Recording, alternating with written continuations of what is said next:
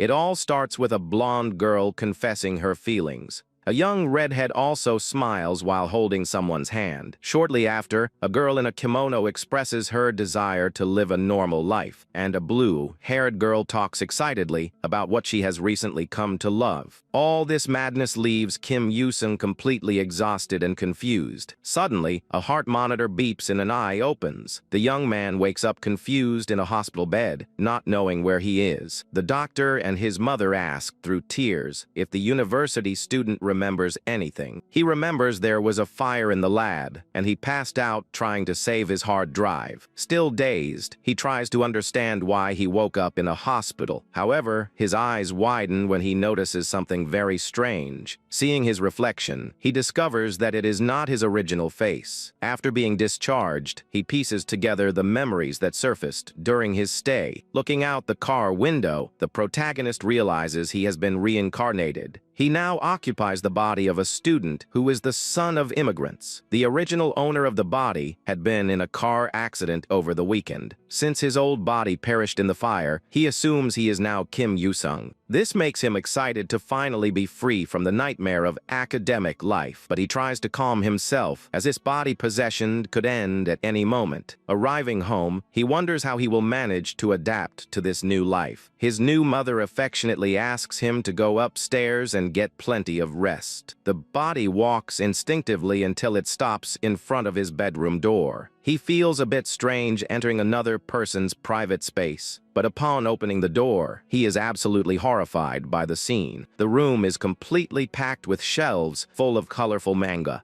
There are several posters of magical girls scattered across the walls. In that moment, he realizes that the former owner of the body was a total geek. In disbelief, he closes the door and wonders if this is even real. He falls to his knees on the floor, doubting his ability to live as Kim Yoo-sung. Surrounded by dolls, he fears his parents will notice if his personality changes. Not knowing what to do, he ends up noticing a familiar detail in the mirror. He realizes his hair and the bracelet are identical to those of a character. Startled by the realization, he quickly crawls across the floor. He discovers that his appearance perfectly mimics a manga poster. The protagonist is in shock, realizing the boy was an otaku cosplayer. He decides to read the manga to learn how to imitate the boy's personality. But he feels embarrassed when he finds a ridiculously cheesy romance cover. That is until he finally remembers having seen a similar character before. It was from an extremely famous and successful romantic comedy manga. The work was acclaimed for following a classic formula with the author's unique style. However, the childhood friend ended up beating all the other protagonists in the end. This unexpected conclusion caused a lot of outrage among fans on the internet. Since the manga in his hands seems to follow the same path, he decides to give it a chance. However, the story is so engaging that he cannot stop reading at all. The next day at the restaurant, he admits he spent the whole night reading and liked it. His mother pulls him from his thoughts by asking him to take the customer's orders. He almost replies in a cheesy way and dies of embarrassment at what his body used to say. Still, he tries to cheer himself up with the perk of eating free meat at the restaurant. At that moment, the doorbell rings and he turns his head in surprise. He sees two new customers entering and feels like he knows them from somewhere. The blonde girl smiles and says she is going to feed him. The blonde guy feels extremely awkward being called Ryuji. The protagonist hears the name and is shocked by the coincidence. He remembers the cover of the famous romantic comedy manga. The young man realizes that this customer is the protagonist of the work. Scared, he asks both customers to wait a moment. He deduces that he has actually ended up inside the world of a book. His mind replays his death in the fire and waking up in that body. The big truth is that Kim Yoo-sung was just a minor side character. He is shocked to be living exactly like the manga he read. The problem is that he hasn't read the main work and has no advantages. But he tries to calm down by remembering that the world is in no danger. The best strategy now is to avoid getting involved with Sakamoto Ryuji. That way, he will finally be able to live a normal and peaceful life. After that, he starts focusing on studying and shaping his personality. The effort pays off, and he lands a full academic scholarship. He also joins the student council and changes his way of acting. Despite this whole new routine, the possession was never undone. Without alternatives, he decides to focus only on preparing for the future. His first plans include focusing entirely on making a lot of money. But soon he starts exercising intensely on a gym treadmill. He feels that even in a calm story, it is good to have plenty of physical strength. Training with heavy weights leaves him completely exhausted and sweaty, but he ends up finding it fun and develops an obsession with gaining muscle. Time passes and spring finally arrives, marking the new school year. He stops in front of the bulletin board to check his new class. A classmate walks by and greets him excitedly for having arrived early. But the young man is scared to see that Yusong is now a huge, muscular man. With a deep voice, he replies that he hasn't found his name on the list yet. The student enters the hallways and reflects on his second year of school. The first year flew by while he was training intensely. During the last few months, he started lifting ridiculously high loads, and he gained an absurd amount of muscle mass just to protect himself. After all, in manga, it is normal for monsters or aliens to show up out of nowhere.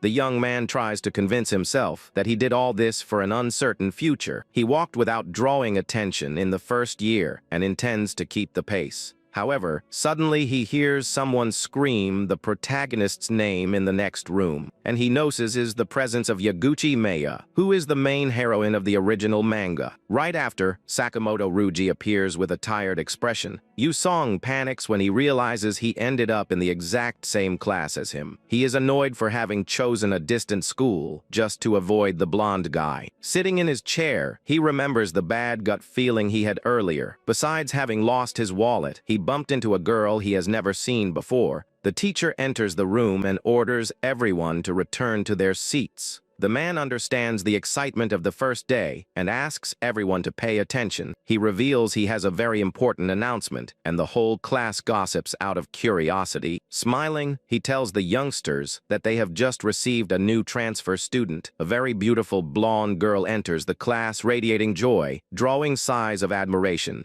The students are enchanted, and the teacher tells the class to be quiet. The man asks everyone to be nice to the newcomer and tells her to introduce herself. The blonde girl introduces herself happily as Kishimoto Rika and lists the things she likes most. Seeing the scene, Yusung realizes in frustration that she ended up in the same class as the protagonist. He immediately deduces that this transfer student is another one of the original manga's heroines. Even without having read the main work, he knows she won a popularity poll. This happened even though she wasn't the big winner of the story in the end. The teacher then points to an empty desk right next to Sakamoto Ryuji. Upon seeing the newcomer, the blonde guy gets scared, recognizing the violent girl from that morning. Rika also widens her eyes and points her finger in shock upon recognizing her classmate. She yells furiously, calling the boy a pervert because of the bump from earlier. Teacher ignores the confusion and thinks it's great that the two students already know each other so well. The blonde young woman walks to her desk, firing a death glare at the protagonist. She turns her face away in a huff while the boy remains completely tense about the situation. But the mood changes when the boy extends his hand to return the wallet she had lost. The girl blushes, thanking him, while Yusung observes everything with a desire to change schools. The big guy sighs, remembering he just wants to secure a peaceful future without surprises. He knows he can predict things since that world works like a romantic comedy, and since these plots always have twists, he spent a lot of time studying the genre. In his past life, he read many magazines to learn the patterns of these cliché manga. Later, Sakamoto approaches the newcomer, asking to talk to her alone for a moment. The blonde guy explains with a serious expression that he needs to talk about the morning accident. The girl blushes slightly and agrees to accompany her classmate for just a few minutes. The two leave together, and the other students start gossiping about a possible romance. Seeing the opportunity, Yusung gets up, making up a lame excuse to leave the room. The big guy walks through the hallways, exuding a dark and quite intimidating aura. The students tremble with fear, spreading absurd rumors that he is a dangerous mobster. He notices everyone's dread, but thinks it's great, because it makes escape easier without drawing attention. The young man rushes to spy on the couple, using all his knowledge about the script.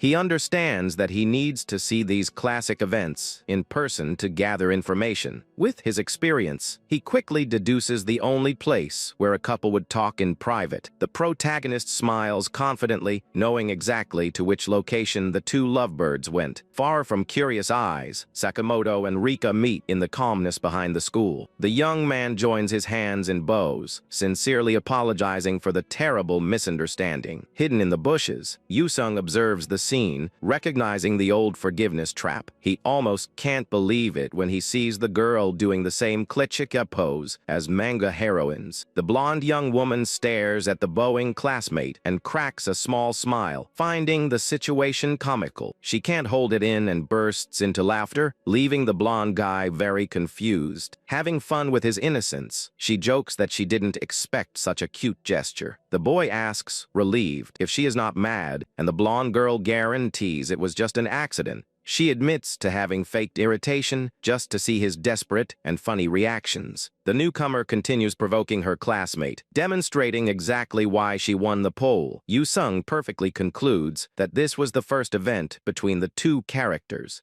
To him, that introduction followed exactly the handbook of high school romantic comedies. However, the spying is interrupted when a female voice suddenly calls his name. The girl questions why the future secretary of the student council is squatting there. Hiding her face with a fan, she asks with disdain if he was spying on the other female students. Yusung recognizes the student council president, who is the classic villain-type character. Despite her look, she is just a secondary heroine who always gets involved with the protagonist. Trying to cover up, Yusung rips out a weed, claiming he was looking for decorations for the room. The president looks at the dirty weed and questions if that would really look good in the council. The big guy stays silent while holding the plant, trying to think of a better excuse. The president blushes slightly and says she will put the plant in the meeting room. He thanks her, relieved that his lame excuse actually worked. The girl questions what brought him there on such a busy start of semester day. She smiles and invites him for a special meal with the student council. The young woman turns her back and hurries the big guy, so they don't lose their seats in the cafeteria. Yusung finds the idea strange because he knows the food there isn't the rich girl's style. Stopping her walk, the president replies with a proud smile that he doesn't know her. Laughing elegantly, she asks if he thinks she is ignorant about commoner culture. She brags about having already eaten popular dishes and claims not to have such a closed mind. The young man sweats cold, thinking that almost sounded like an insult to the normal students. Even so, he sincerely warns her that the school cafeteria does not serve that type of dish.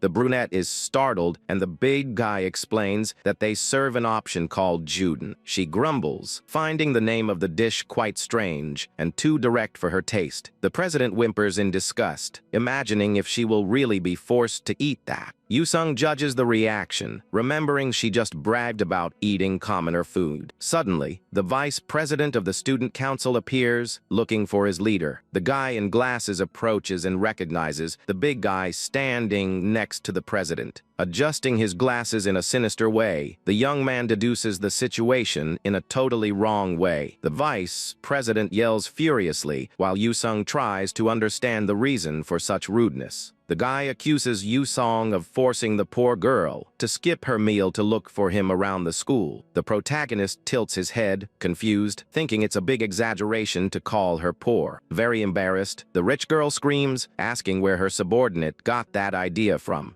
Shinjiro ignores the leader and promises not to tolerate any more insolence against his beloved mistress. Giving up on explaining, the girl drags the loyal subordinate back to eat a steak in the room. While dragging the whiny guy, the president says that the meal together will be for next time. Alone in the yard, the big guy is left unable to process what just happened. Time passes and the afternoon falls, announcing the long-awaited end of the first school day at the train station. The big guy waits for the train while passengers walk away, scared by his appearance. He reflects that the great romantic comedy story must just be officially starting. To his joy, the intense muscle training made everyone at school avoid messing with him. Yoo-sung smiles proudly, feeling that having turned into a giant man was the best choice of his life. Looking at the boarding screen, he sighs, noting that the next train will take 10 minutes. He opens a juice, relaxing with the certainty that the main plot will continue without his presence. But at that very moment of unbreakable peace, a delicate hand suddenly holds his jacket firmly. The big guy gets a terrible fright when he comes face to face with the newly transferred Rika, smiling excitedly. Completely terrified, the young man sweats cold, wondering what on earth the main heroine is doing there. The blonde young woman celebrates her huge stroke of luck for having found her classmate so quickly. She approaches, showing her cell phone, and asks for his kind help to find a specific location. Observing the blonde, the big guy gets suspicious and tries to understand how she already knows his name. Noticing the classmate's astonishment, she simply points obviously to the school ID badge on his chest. The newcomer smiles, claiming the answer was plastered right in everyone's face the whole time. The young man freezes, feeling like a complete idiot for having forgotten such a pathetic detail. Changing the subject, the student compliments her classmate, guaranteeing that her instincts were correct. The big guy reacts, confused, wondering where the sudden reputation of being a good guy came from. After all, he barely spoke to the newcomer and avoided her during the whole first day of class. Annoyed, he questions the reason for the compliments and why she decided to talk to him specifically right now. The blonde reveals that it was impossible not to notice someone gigantic emanating such a scary aura. She admits she heard several absurd rumors about his past and got truly curious. But everything changed when she saw the young man treating the snobby council president with naturalness. Yoo-sung concludes, terrified, that the girl observed everything and already started gathering information in secret. Yoo-sung panics, noticing that the heroine interpreted his actions the wrong way. Hypnotized by the blonde's cuteness, he considers pretending to be a mobster to try to scare her. But his thoughts are abruptly interrupted when the young woman screams his name. The young woman puffs her cheeks, annoyed at being ignored, and the big guy apologizes quickly. Demanded for an answer, the young man just thanks her for the compliment in a very awkward way. Smiling, the newcomer guarantees that soon the whole class will realize the young man's true essence.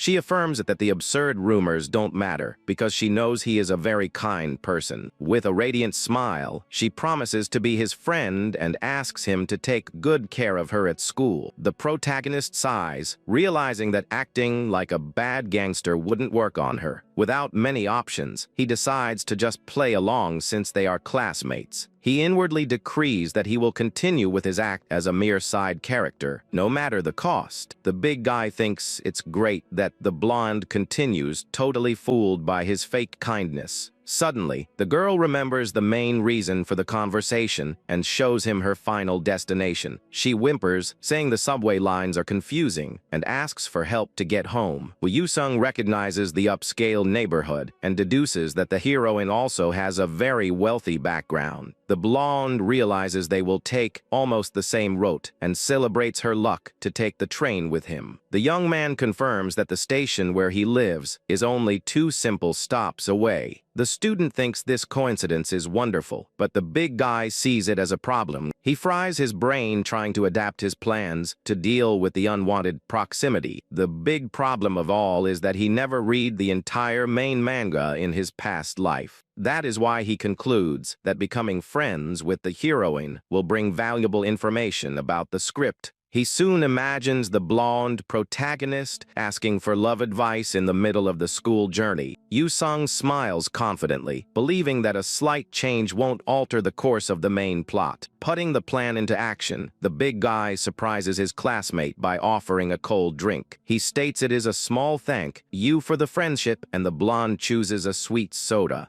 Thirsty, the young woman drinks the soda with a lot of gusto right there at the vending machine. She breaks into a giant and extremely radiant smile, celebrating the wonderful taste of the drink. Yu-sung finds the reaction fun, and the girl explains that she avoided sweets because of her diet. The student is slightly confused, questioning the reason for a beautiful young woman to be on a diet. Excited, she proudly displays some stunning photos as a model for a famous magazine. The student reveals that she modeled in her hometown and therefore needed to watch her weight. The big guy insinuates that the beauty of the photos is pure makeup, and the blonde yells, offended by him. The train finally arrives at the platform, and the young man changes the subject quickly to escape the fury. The train cars stop at the station with the doors opening for all passengers to board. Already inside the car, some passengers stare at the protagonist and whisper, dying of dread. No one dares to make eye contact with the big guy, clearing a huge space around the two. The blonde laughs, finding the situation fun, while the protagonist feels like a major kidnapper. Shortly after, the girl starts checking the rail line map to figure out her way.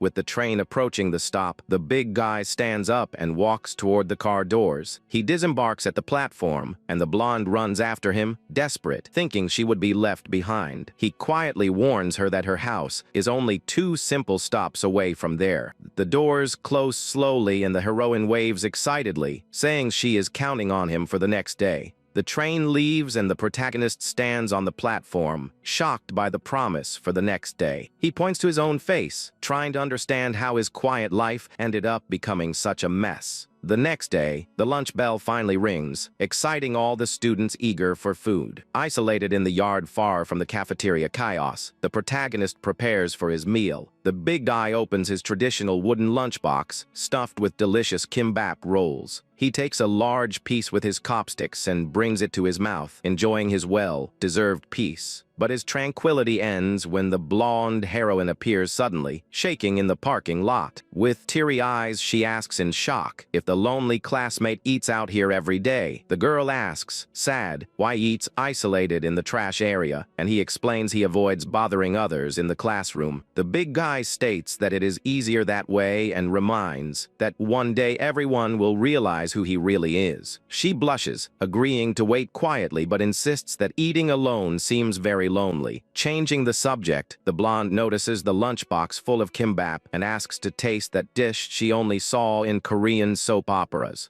Yu-sung finds the sudden mood swing a bit bizarre but agrees, extending the lunchbox to her. Radiant with joy, the girl smiles and suggests that from now on they always have lunch together. He warns defensively that he won't be able to bring kimbap every day, and the blonde yells that she isn't doing this for the food. While she eats, the young man reflects admiringly on the ease and naturalness of getting close to someone so cheerful. The young woman savors the food, thinking everything is delicious, and confirms that the big guy's family really does have a Korean restaurant. The protagonist smiles at the humble compliment and asks her to tell his mother how much she enjoyed the meal. Excited, the student offers a piece of her Japanese rolled omelette in exchange for another slice of kimbap. The big guy accepts the trade willingly and delicately picks up the piece with his chopsticks. He brings the omelette to his mouth, expecting a savory and comforting taste. However, his eyes widen in shock upon feeling the true explosion on his palate. The extreme sweetness of the food hits him full force, making him question if that was a cake or a savory dish. Scared, he asks how much sugar she used, and the blonde replies innocently that she just followed her own heart. Facing the situation with extreme seriousness, the big guy warns that so much sugar will be harmful and promises to teach her the right recipe. She asks what he uses in the preparation and is horrified to discover that the classmate seasons only with salt. The blonde laughs at the answer, thinking he has terrible taste, and tries to defend that her sweet way is the best. The pleasant conversation is suddenly interrupted by the high-pitched sound of a whistle blowing very loudly in the yard. Both turn their faces in surprise, noticing the unusual presence of the council president and her vice in the area. The rich president whistles frantically while she trembles with shame, observing the scene from afar. She lowers her face completely red, murmuring about the absurdity that is the improper relationship between the students.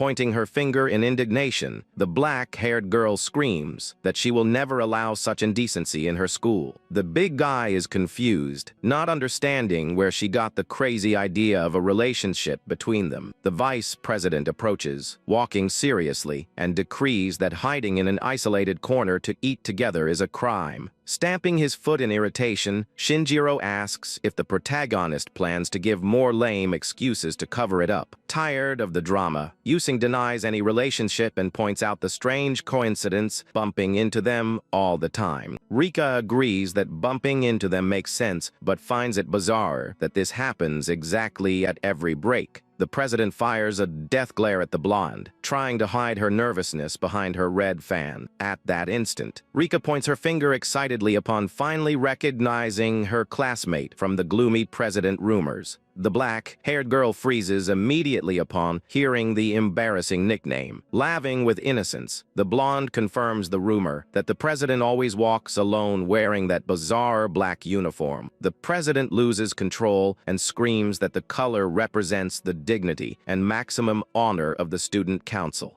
But she panics when Rika comments that everyone thinks this cosplay and asks her to own her taste. Completely destroyed by shame, the president trembles and the blonde still tries to offer a piece of egg with a smile. Unable to bear the humiliation anymore, the council leader points her finger, warning that she won't let it slide and will return for revenge. The girl runs desperately, hiding her face while her loyal vice president tries to catch up to her in the yard. Yusung and Rika observe the dramatic escape in absolute silence. The blonde tilts her head, confused, asking what she said wrong, and the protagonist just admits not knowing the answer. Later in the classroom, the big guy gets a scare upon hearing the girl calling his name again. Rika approaches with her bag in hand and asks, smiling, for the reason why her classmate hasn't gone home yet. She notes that he is not in any club, and Yusung explains he only focused on the student council during the past year. The young woman lets out a giggle and proposes they use the free afternoon to visit some clubs. The young man thinks about the suggestion, agreeing that living the experience up close is much better than just imagining the script. He gets up excited by the idea and promptly asks which club they should start the visit with. The protagonist is scared to hear his partner declare, with total naturalness, that she plans to visit absolutely everyone. But the initial shock gives way to a maniacal smile while the big guy's eyes shine intensely. Emanating a dark and powerful aura, he reveals wanting to test the limits of his own insane physical training. With this dangerous goal in mind, the two head straight for the soccer club court. A boy kicks the soccer ball with a lot of force on the school court. The ball goes far from the goalpost, and the goalkeeper sighs, complaining about his teammates' terrible aim. The two troublemakers argue, while one of them mocks his friend for missing 5 kicks in a row. The bully gets annoyed with the soccer club members, claiming they arrived at the field first. Confident, the troublemaker prepares to kick again, wanting to prove it is easy to score a goal. At that moment, a scary voice calls the doe's attention, mocking their abilities. The bullies get a big scare upon recognizing the big guy wearing the team's number 10 jersey. With a serious look, the captain warns that the club needs to use the field and tells both to get out of there. The delinquents tremble with dread upon seeing it is the feared Ryo Ahai from the 3rd year. Without thinking twice, the duo apologizes desperately and runs away from the field. A player thanks him for the help while the captain sighs, saying that dealing with slackers is normal. Ryo Ahai soon changes the subject, asking if any promising newcomer has caught his eye for the team. The captain laments the lack of talent because he really wishes to win this year's national championship. He feels that only a truly strong freshman would be capable of changing the soccer club's destiny. Far from there, the two delinquents walk frustrated by the humiliation they just suffered. The bully suggests returning to give them a beating, but his friend refuses to get involved in more trouble. The classmate reminds him that the captain's kicks exceed 60 miles per hour and can be lethal.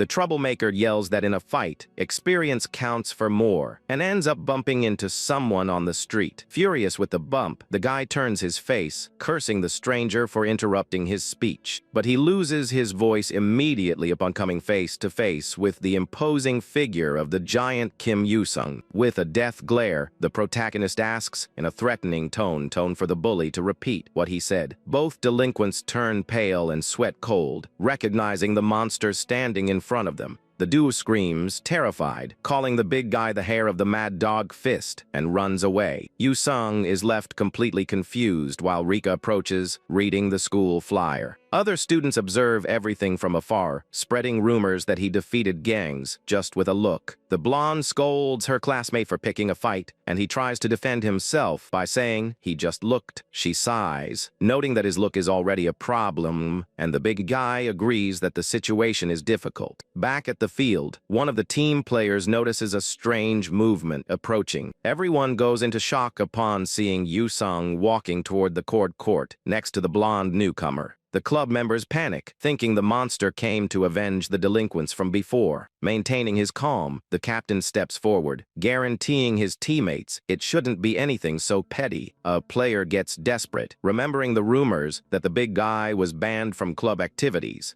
Ryohei admits he heard the terrible gossip, but guarantees the truth became clear upon seeing him up close. Observing Yoo-sung's insane physique, the captain concludes he is a national-level delinquent. He approaches the protagonist, commenting with respect that he has heard a lot about his fame. Crossing his arms, Ryohei introduces himself as the team leader and asks what brings him to the field. Yoo-sung replies calmly that he wishes to join the club and asks about the admission test. The captain gets tense, noting that the newcomer is much taller and more intimidating than he imagined. Ryohei admires the monster musculature of the young man, which is visible even under his clothes. The leader quickly imagines the team lifting the national championship trophy with the help of that giant. With eyes shining with excitement, the captain decides desperately that he needs that boy on the team. Yoo-sung finds the veteran's glazed look strange, and Ryohei quickly covers up to explain the test rules. The challenge is extremely simple and consists only of kicking the ball into the goal with maximum force. The big guy smiles excitedly at the instruction to use all his strength in a single free kick. Since he only has a single chance, Yoo-sung decides not to hold back and activates all the power of his training. Concentrating an absurd energy, he flexes his legs and an intense purple aura appears around him. With muscle strength reaching extreme levels, the boy's eyes glow as he prepares. The protagonist twists his body with violence and launches his leg against the ball in a scary movement. The impact of the kick generates a colossal explosion of energy that illuminates the entire soccer field. The captain and his classmate are left jaw dropped, affirming that the ball was so fast that it disappeared into thin air. The soccer field remains in absolute silence, showing that the goalpost is completely empty. The team captain sweats cold and widens his eyes, terrified, not understanding what on earth just happened. The big guy stares at the ground where the soccer ball lies completely burst and withered after the impact. Realizing that soccer won't work out, the young man turns his face and asks what the other clubs are. Yoo-sung decides to go to basketball, feeling that school journey has become a fun game of levels. The news spreads quickly through the school, with students gossiping about the imminent destruction of the teams. A curious crowd runs to follow the show, while the council president hears everything from afar. The black-haired girl straightens her posture, decided to act now that the big guy has finally started moving. In the basketball club, Yoo-sung slams a dunk so monstrous that it breaks the entire backboard and scares the players.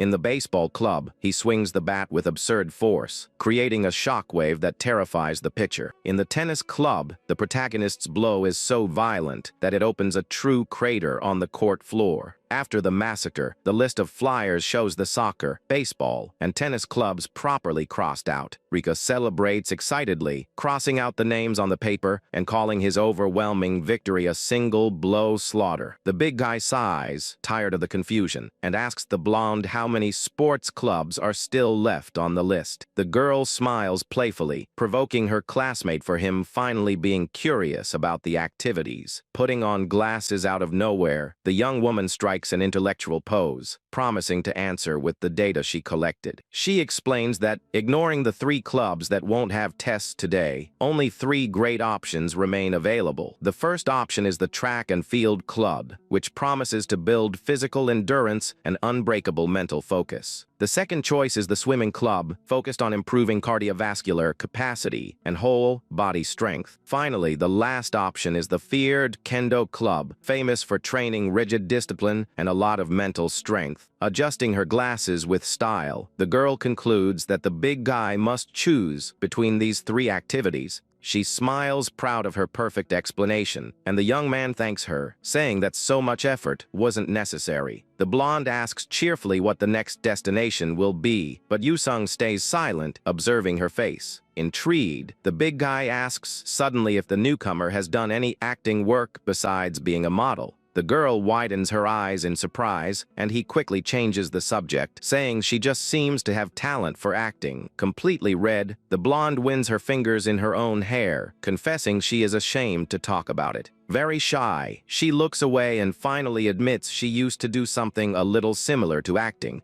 Yusong gets a scare and sweats cold, realizing the huge gravity of that simple, innocent revelation. He panics, concluding that this mysterious past could break the genre rules of the main story. He feels he needs to investigate better if he wants to mess with the classic narrative of the romance manga. But noticing her embarrassment, he holds her arm gently and says for them to continue the mission. The protagonist decides that forcing the subject now would be a terrible idea and resolves to wait for the right moment. Resuming the pace, he decrees that the next target will be kendo, and Rika accompanies him with her usual joy. Minutes later, a true crowd of students gathers, anxious, outside the doors of the kendo club. The doors open, revealing the monstrous figure of Yusung, and the public goes wild with his arrival. The students open a path, spreading gossip that the giant plans to dominate all the school teams. A student from the journalism club freezes with fear, refusing the absurd idea of trying to interview the big guy. Taking the chance, Rika puts on her shiny glasses and announces with pride that she is the monster's official manager.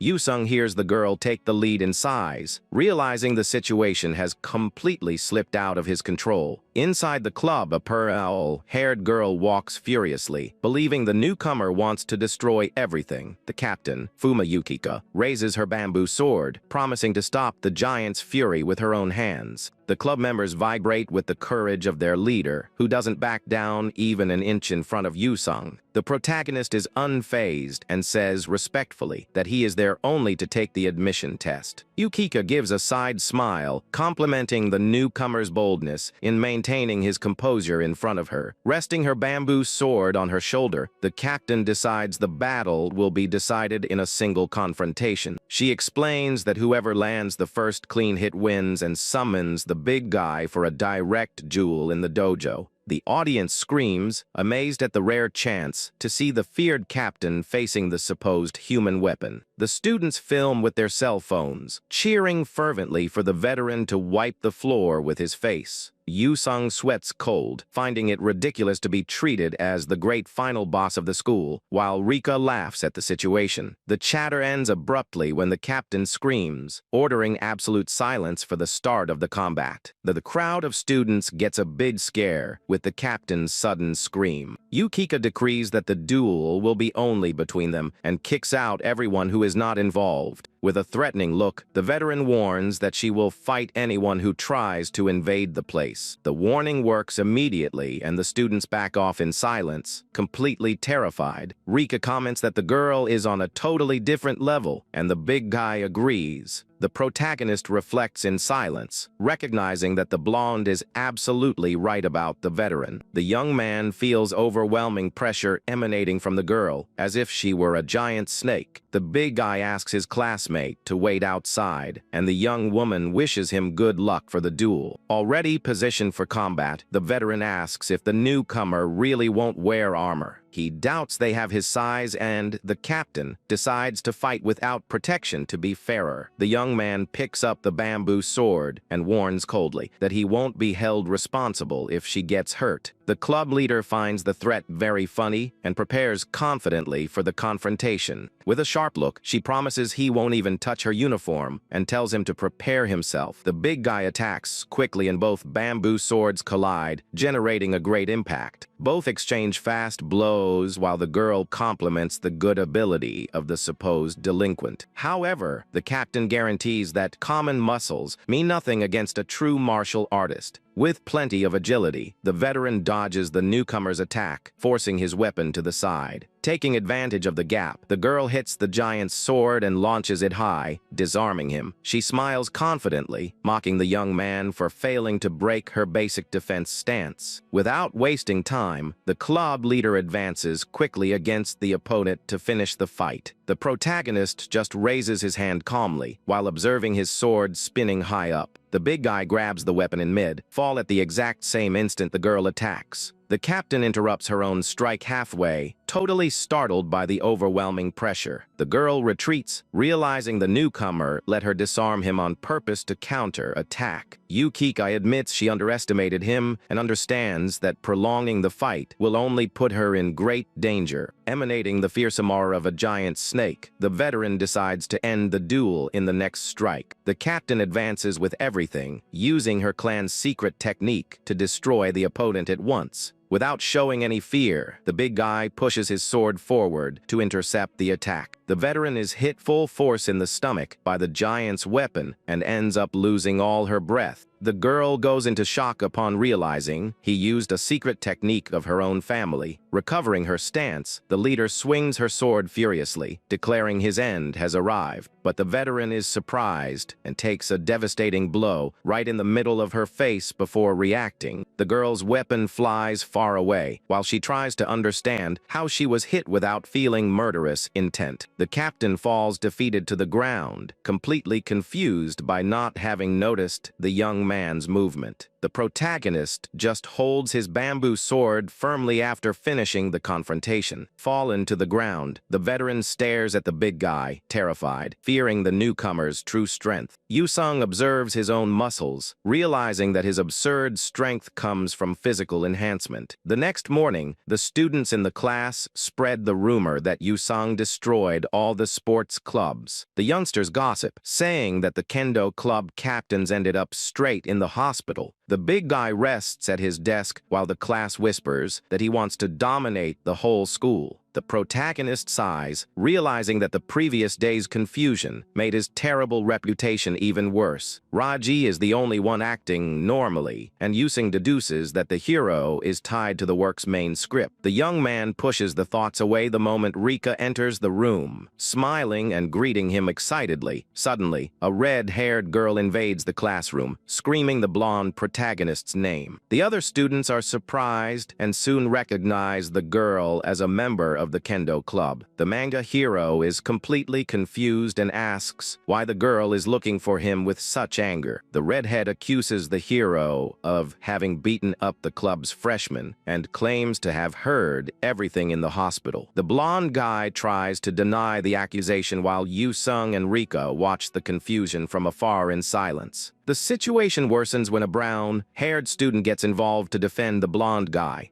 The defender states that the freshmen of the kendo club were to blame, leaving the redhead girl quite confused. The redhead girl explains that some students from the kendo club dragged her into an alley yesterday, and the hero appeared to save her. The brown-haired classmate confronts the redhead, asking if she still thinks the blame for the confusion lies entirely with the blonde hero. The girl tells the redhead to go back and keep the freshman in line, since she realized the blonde guy didn't do absolutely anything. The student defends the hero firmly, confirming that the true culprits of everything were the rowdy freshmen. but the red-haired young woman blushes suddenly and lifts her face with an expression of someone who just made a very important decision. She points her finger directly at the hero's face and demands, screaming, that the boy become her man immediately. The blonde protagonist is in shock without reacting while the redhead promises to make him the happiest guy in the whole world. The brown-haired classmate is left completely pale and speechless before that sudden declaration of love. The entire room starts gossiping non-stop while the redhead holds the hero's face with affection in front of everyone. Recovering her senses, the defender student screams desperately, totally rejecting that absurd idea of dating. Observing everything from afar, Yusung realizes, impressed, that the world of romantic comedies has no pity on heroes. Beside him, the blonde newcomer lets out a high-pitched scream of pure excitement with her eyes shining upon witnessing the romantic atmosphere. The brave passion draws total admiration from Rika, who thinks the redhead classmate's direct attitude is the coolest thing ever. The atmosphere in the room changes completely, with the students forming groups to bet on which girl will be the blonde's great choice. Some students faithfully believe that the childhood friend has much better chances for being incredibly sweet and beautiful. But others defend that the true prize is the fierce redhead who turns into a tame puppy just for her man. The big guy continues resting at his desk, noticing that the class simply can't stop gossiping about the redhead. He recognizes that the possessive and striking phrase said by the troublemaker girl really was a very memorable event. The young man assesses that having the courage to declare herself like that in front of everyone requires a perfect command of the script and the moment. The blonde young woman interrupts her classmate's thoughts, calling out his nickname while agreeing excitedly with the situation. With a provocative smile on her face, she asks who the big guy thinks will be the great winner of this love dispute. The young man shrugs, admitting to having no idea, and his partner grumbles, disappointed, finding the answer very lackluster. In silence, the big guy concludes that following the original story, the blonde hero would end up marrying the childhood friend. The blonde smiles, convinced, and claims to know exactly who the protagonist will end up with, leaving Yusung completely in shock. Winking with charm, the newcomer claims with all the certainty in the world that the blonde will end up dating the troublemaker girl. She imposes the condition of being the redhead's love counselor, while the giant fries his brain, trying to understand the craziness. A student doubts so much love confidence, but she brags, guaranteeing to be the greatest expert on romances in the whole school. The blonde makes up that people used to line up for her genius tipses, while Yusung judges the girl's excess of fantasy. Furious, she trembles, clenching her fists, because no one recognizes her incredible gift, and the big guy finds the excitement exaggerated. With shining eyes, the blonde approaches, needy, and begs the giant to dedicate more of his attention only to her. The protagonist is immediately awkward with the cute approach and stutters, losing his dark posture completely to escape the embarrassing situation. He looks to the side and ends up noticing the redhead girl, sitting right by the window of their room. The young man questions a classmate and discovers that the redhead won't stop begging for a date on the weekend. The classmate reveals that the troublemaker is using the excuse of buying a meal as an official apology request. The big guy agrees with his friend that going out to eat together on a weekend is practically the definition of a date. Leaving romance aside, his friend reveals a dark rumor that the redhead is the heir of a very influential person. He whispers, terrified, that the gossip indicates she is the legitimate daughter of the great leader of the feared mafia organization. The organization is described as one of the largest mafia groups, completely controlling the entire underworld of the Kanto region. Yusung replies with total coldness, disappointing the classmate who was expecting a terrified reaction worthy of such a dangerous rumor. The young man swallows hard and tries to calm down, remembering that the supposed mobster hasn't done absolutely anything bad against the class. The student considers calling him boss, and Yusung asks coldly for him to stop the madness. Reflecting alone, the protagonist realizes that mafia children are a very normal cliché in the world of romance manga. The redhead girl loses her patience completely and advances, screaming the blonde's name, while Yusung starts to believe the rumors. The troublemaker demands to schedule the outing soon, and the big guy thinks it's great that it's the hero dealing with that crazy mobster. Unable to bear that suffocating pressure anymore, the childhood friend gets in the middle and tells the troublemaker girl to back off for good. The redhead girl warns rudely that the matter is only with the blonde guy and tells the defender not to get involved in the conversation. Some side characters cry from pure envy of the hero's popularity, and others doubt that having mobsters on his tail is a good thing. The blonde runs away desperate during the rest of the day, being pursued relentlessly by the girl everywhere. The situation gets out of control, and the girl violently invades the boys' locker room, cornering the hero without mercy. Completely insane, the redhead points her finger and forces the poor, traumatized boy to accept the long-awaited date. The blonde hero cries in despair, while the redhead screams his name without mercy. Later in the cafeteria, Rika asks what Yusung will do during the Golden Week holiday. He replies that he will just help at his family's restaurant during the time off. Excited, the blonde asks if he doesn't want to visit her house in his free time. The big guy is surprised when she reveals she has a huge collection of manga at home. Rika brags, saying her father's collection would be able to fill an entire bookstore. Yusung accepts the invitation right away, and she promises to notify her father in advance. After that, the young woman finishes eating and seems to remember a small detail.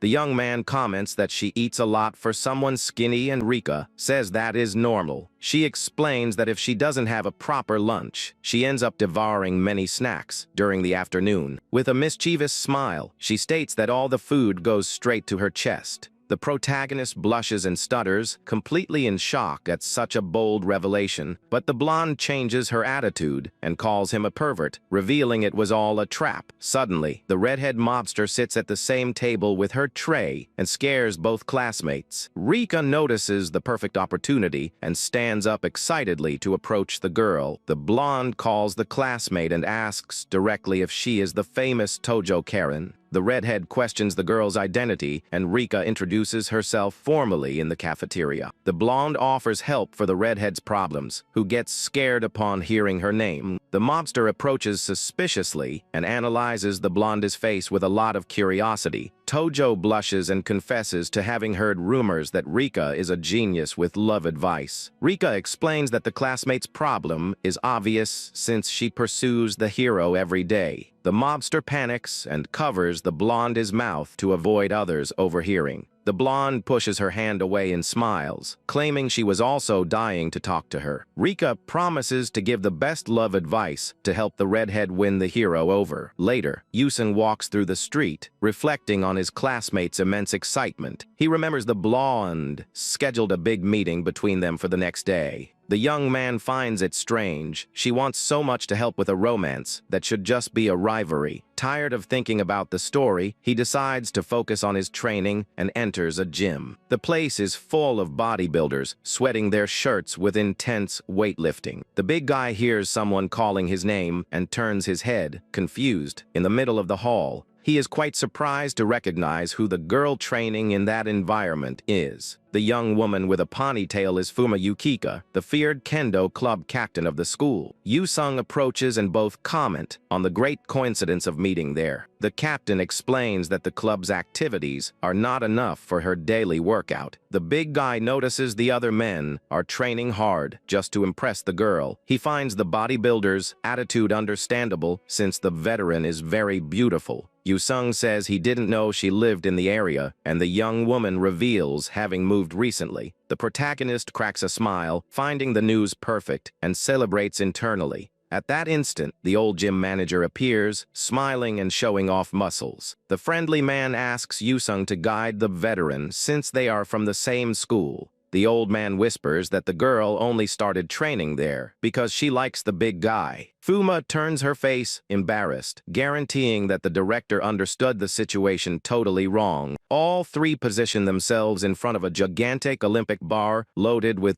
big plates. The old man suggests starting the workout light with 485 pounds and scares the veteran. The man laughs, asking her not to worry because Yu-sung is the biggest monster he has ever seen. The young man is unfazed by the monstrous weight and holds firmly onto the bar with both hands. Using his absurd strength, he performs the perfect squat without any difficulty. The director compliments the ease of the exercise and increases the load to 595 pounds. Yu-sung finishes 5 series in a row while the captain observes the young man, totally shocked. The old man brags about having warned he was a monster and Fuma finds this training torture. The kendo captain often observes the big guy sweating and admits that physique is very abnormal for a second-year student. She analyzes the powerful aura emanating from him and has the most absolute certainty that it is the feared extreme yang physique. The girl trembles upon realizing that her schoolmate really possesses the legendary extreme young physique. It is a rare constitution born with the vitality of 100 men and possessed by the great heroes of mythology. The veteran remembers when she faced him in combat and concludes that absurd power wouldn't come just from bodybuilding. Maintaining her seriousness, the club leader decides she will need to report this shocking discovery to a certain person. Time passes and the scene changes to a huge and traditional Japanese mansion on a very sunny day. Yu-sung and Rika arrive at the location, accompanying the redhead, who is greeted by a group of men in suits. The big guy realizes that Tojo's family really is in the mafia and finds it strange the blonde isn't even a little surprised. The young man sighs, thinking he will never get used to these crazies of having been reincarnated into a manga world. Suddenly, one of the mafia thugs notices Yu-sung's intimidating presence and goes into complete dread. The suit-wearing man points his finger, accusing the big guy of being an enemy spy, and tells the redhead to get away from the danger. The girl defends her classmates, while the thug insists the big guy has too much bloodlust for a high schooler. Already inside the house, the redhead sincerely apologizes to the protagonist for the exaggerated and rude attitude of her men. Yu-sung runs his hand through his hair and reassures his classmate, stating he is already quite used to being misinterpreted. The young man warns that he won't be of much help with advice, but Rika disagrees, wanting a male opinion. The blonde suggests starting the training with cooking, guaranteeing that homemade food is the best way to express love. Striking a cute pose, the blonde asks the redhead to trust her himself, proclaims herself the school's great expert on love. The big guy feels chills, finding the way his partner talks about herself in the third person very embarrassing. Ignoring the awkward atmosphere, the blonde raises her hands excitedly and summons everyone to finally start cooking. After a while, the panning redhead proudly presents a beautiful and well-put-together lunchbox with several side dishes. She lifts the plate, moved by it being her first homemade lunchbox, and the blonde compliments the friend's excellent work. However, the big guy remembers that moments before, the redhead almost set the entire kitchen on fire and burned all the food. Yu-sung sighs, relieved to have taken control, and reflects that cooking in a romantic comedy is quite dangerous. The blonde smells the good scent and suggests that her classmate prepare something quick for their dinner right there. Confident in his kitchen skills, the big guy cracks a small smile and says to leave everything to him. The young man masters the pans with mastery, creating intense flames while frying the rice with a lot of technique and precision. Both girls observe, completely amazed, his absurd skill controlling the high heat of the stove. The big guy finishes the dish and serves a beautiful, shiny fried rice that draws sighs of admiration from the girls. The duo tastes the meal and is amazed, devouring everything quickly while praising the incredible taste of the food. Curious, the blonde asks since when he cooks so well, and Yu-sung explains he started at the end of his first year. The big guy reveals he learned to prepare his own lunchbox because he felt sorry for his mother, who woke up at dawn for it. He tells that at the beginning he was awkward, but got the hang of it, and the blonde gets emotional, finding the attitude very cute. Rika jokes with the redhead about ungrateful daughters, revealing that her own mother makes the lunchboxes with a lot of love. changing the subject. Rika gets scared upon suddenly remembering she brought a special gift for the mobster. The blonde hands over a paper bag, claiming to have gone to the cosmetics store to buy everything her friend would need. She explains that she wrote down a basic skincare routine for the redhead to follow, and the girl thanks her, moved. Rika decrees that they will buy new clothes as soon as the friend learns to apply makeup and gets the long-awaited date. The blonde evaluates the redhead and comments with sincerity that her current fashion style is a big problem. Rika says without mercy that wearing a sports jacket over the uniform makes the classmate look like an old person, and the redhead screams, offended. Yusung smiles, finding the blonde surprisingly frank, and agrees to help with the makeup to guarantee the date. The blonde claps excitedly and tells the redhead to prepare for the makeup while asking the big guy to wait there. The young man questions if he will be alone, and Rika states that watching a woman's transformation would be a great crime. Rika drags the redhead away in a hurry to another room, leaving the big guy alone and confused in the mansion's kitchen.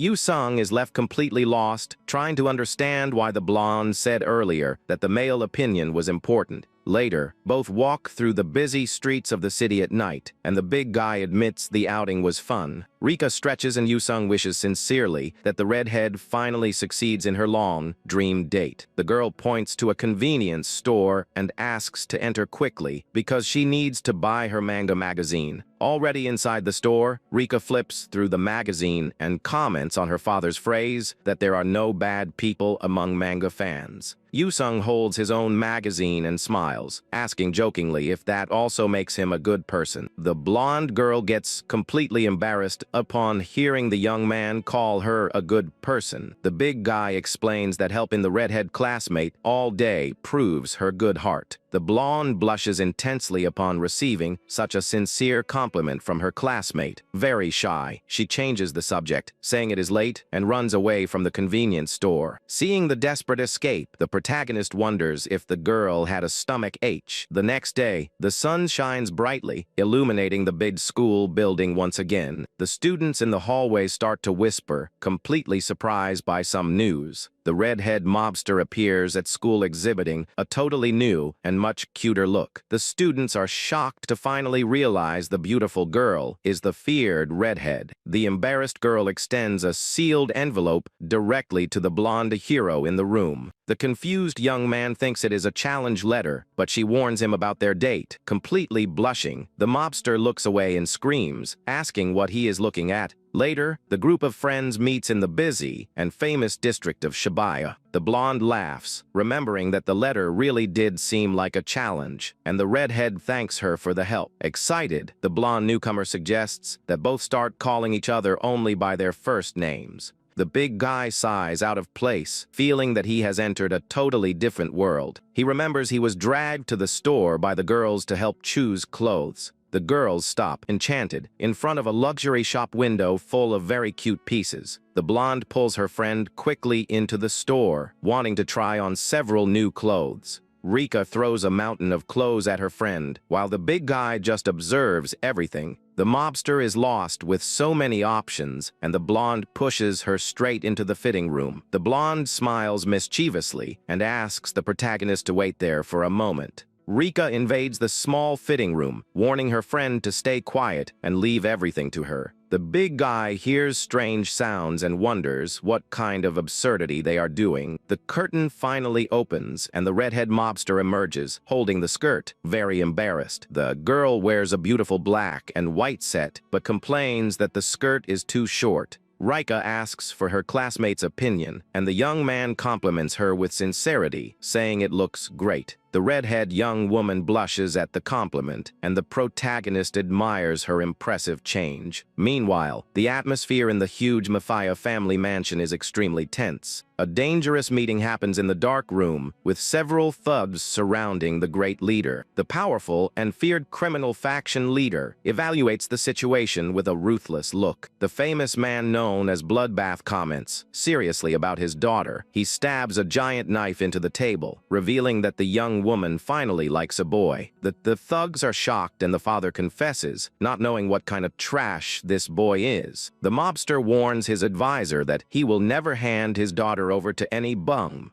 The advisor adjusts his glasses and confirms that the boy's name really is Sakamoto Ryuji. The man informs that the blonde studies at the exact same school as the young Harris. He also reports that he had to escort the girl to a beauty salon the day before. The suit-wearing man shows his cell phone, displaying several expensive purchases made at clothing stores. The leader joins the pieces and goes into a rage upon noticing that the daughter is planning a romantic date. Dominated by fatherly hatred, the mobster screams the boy's name, swearing to end him. With a death glare, the man summons all the faction members who are off duty. The boss decrees that the great mission will be to spy on the date and prevent any shenanigans. All 8 main mafia executives agree promptly with the absurd plan. Far from all this craziness, the trio of students finally arrives at a nice diner. The blonde collapses at the table, completely exhausted. While the hamburgers are served, the girl grumbles that she doesn't have the strength even to chew. But the big guy eats calmly. The redhead mobster smiles, thanking all the help, and the blonde guarantees that friends are for that. The redhead compliments her partner's loyalty, who returns the smile, saying she had a lot of fun. The redhead offers more snacks to the big guy, but he refuses, saying he prefers to eat rice. The redhead offers more snacks as a way to thank for all the help they gave. The big guy bites his hamburger and reflects that the mobster classmate is actually very kind. The young man warns calmly that the girl's face is dirty with ketchup and she is left dying of embarrassment. Changing the subject, the protagonist asks if the young woman already has a plan for the next day's date. The mobster explains all proud her simple plan involving a coffee, a movie, and a good dinner. Rika is completely indignant at the idea and screams, saying her friend is being too naive. The blonde takes her cell phone, claiming you don't win a man over by acting like everyone else. She shows the screen, revealing the photo of an aquarium, and the redhead is surprised by the unusual suggestion. The expert on romance describes excitedly the beautiful atmosphere with the shining waves and colorful fish. She guarantees that the low lighting of the location is perfect for creating the romantic atmosphere for intimate conversations. The redhead trusts blindly in the counselor alum and accepts the idea while Yusung judges everything in silence. At the end of the day, the blonde says goodbye excitedly, wishing the friend a lot of luck on her romantic date. The girl thanks the counselors once again and follows her own path home.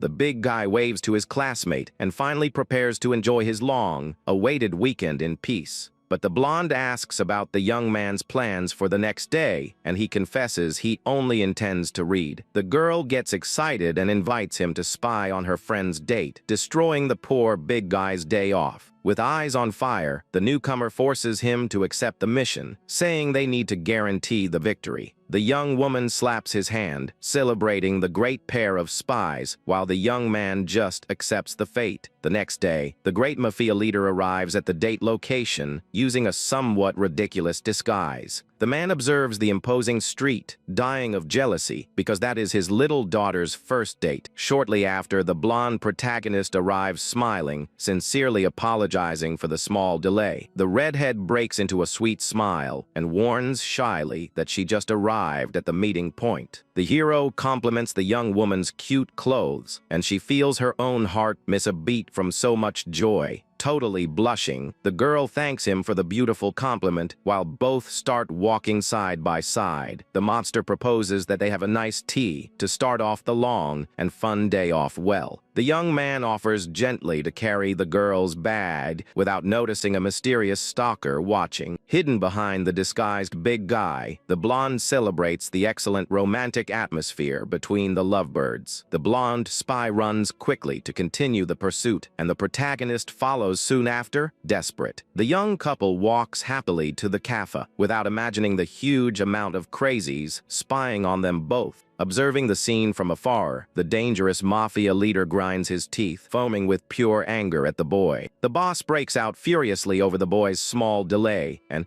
tries to hold him back to avoid deaths. The advisor warns that the scandal is attracting attention, and the old man doesn't understand how the disguise failed. The suit-wearing man explains that walking in a pack of 9 spies is bizarre and suggests a division into pairs. The leader agrees immediately with the genius strategy and orders his cruel men to start the pursuit. Far from all this confusion, the young couple's beautiful date proceeds perfectly well inside a famous cafe. The waitress serves a gigantic and delicious strawberry ice cream full of sweets, drawing everyone's attention. The blonde spy gets distracted, ordering the same giant dessert, and the big guy doubts she can eat it all alone. The girl brags, saying she can handle the sweet dish calmly until noticing something strange in the environment. The pair of spies looks around and notices an immense amount of scary guys filling all the tables. The big guy notices the heavy atmosphere with so many men in strange suits walking through the crowded place. Sweating cold, the protagonist recognizes the danger and has the absolute gut feeling that those guys are from the mafia. He focuses on the old guy in dark glasses who exudes a tremendous murderous aura in the middle of that quiet cafeteria. The young man recognizes the bizarre disguise and soon concludes that the feared criminal faction came to watch the redhead girl. The tense atmosphere is broken when the blonde hero comments excitedly about the dolphins at the city aquarium. The young protagonist suggests that the great attraction of the dolphins be the starting stop for the adorable outing. With eyes shining with happiness, the redhead states that that incredible outing promises to be unforgettable. The big guy disagrees totally, feeling that having the entire mafia on their tail will end in a deadly disaster. Shortly after, the entire gigantic group heads straight for the crowded and noisy train station of the big city. The crowd enters the cars, and the big guy puts his arm around the blonde to protect her from the shoving. The spy blushes upon being stuck to the young man's wide chest while complaining non-stop about the passenger's rudeness. The blonde spy tries to ignore the crowd and blushes upon being stuck so close to the young man's wide chest. The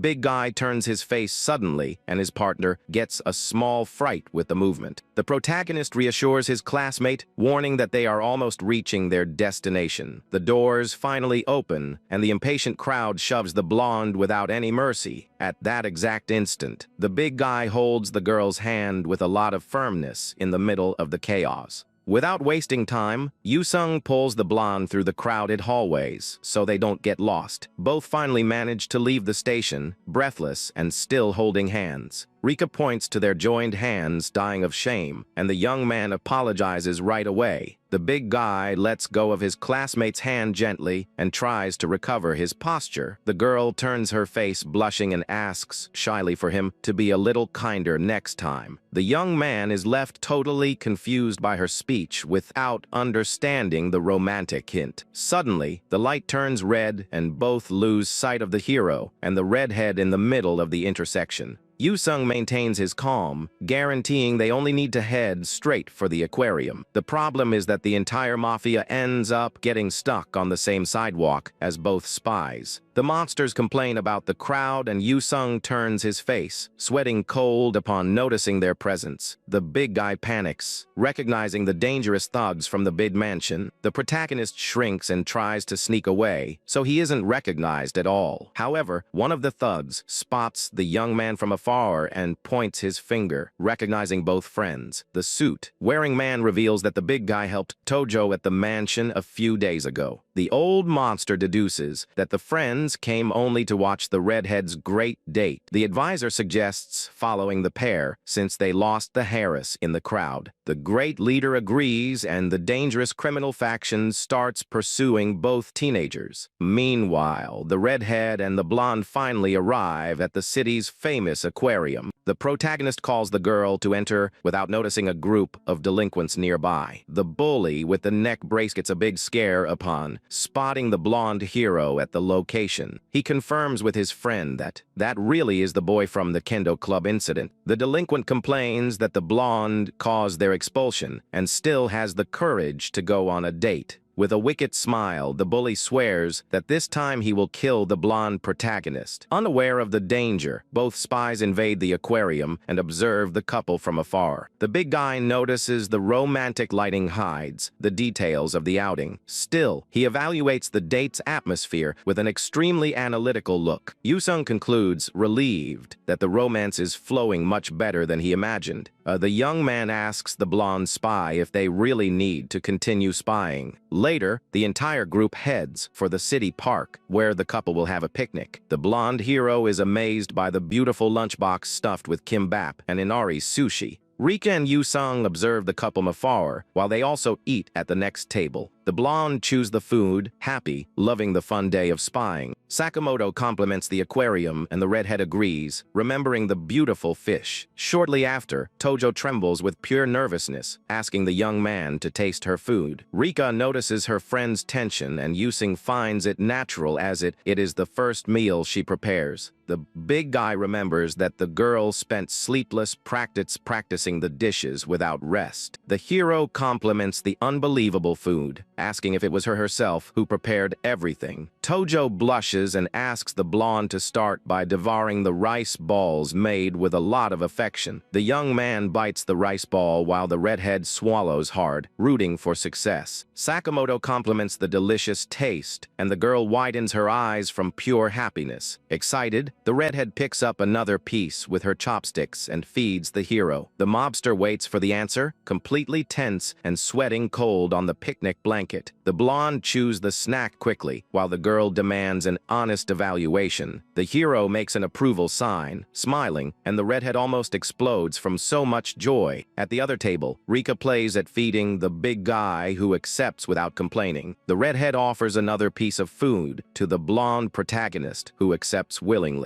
The hero thanks for the delicious snack but warns, smiling, that he is already quite satisfied for now. The mobster holds her own hands, totally blushing and moved, because everything is working out so well. Rika celebrates the success while the big guy finds it suspicious the date flows so well with her tips. The blonde spy approaches, sighing that she wishes to have a romantic date like that one day too. The protagonist points his finger in shock, questioning the reason for her titling herself the Great Love Guru. Rika laughs, admitting she never dated anyone and got all that knowledge from her manga. The big guy sighs, tired, and warns them to continue the pursuit since the couple will leave there. The blonde girl swings her arms, irritated, guaranteeing that her advice really helped friends. The young couple continues walking calmly through the beautiful park while enjoying the beautiful romantic atmosphere. Hidden behind a tree, the spy evaluates the perfect atmosphere and deduces that the declaration is near. However, the big guy's thoughts are abruptly interrupted by a loud rumble in the park. Both spies look surprised and spot the young couple cornered by that group of delinquents. The bully with the neck brace smiles mischievously, offending the blonde hero in front of the redhead. The delinquent accuses Sakamoto of being an opportunist for walking with another girl besides the kendo leader. Rika wants to call the police, but the big guy decides to act with his own hands if the situation worsens. Sakamoto steps forward with courage, asking if the gang wants to spend another whole month in the hospital. The big guy finally recognizes the marginals as the freshmen kicked out of the martial arts club. The spy remembers those cowards were beaten up by the protagonist after harassing a student.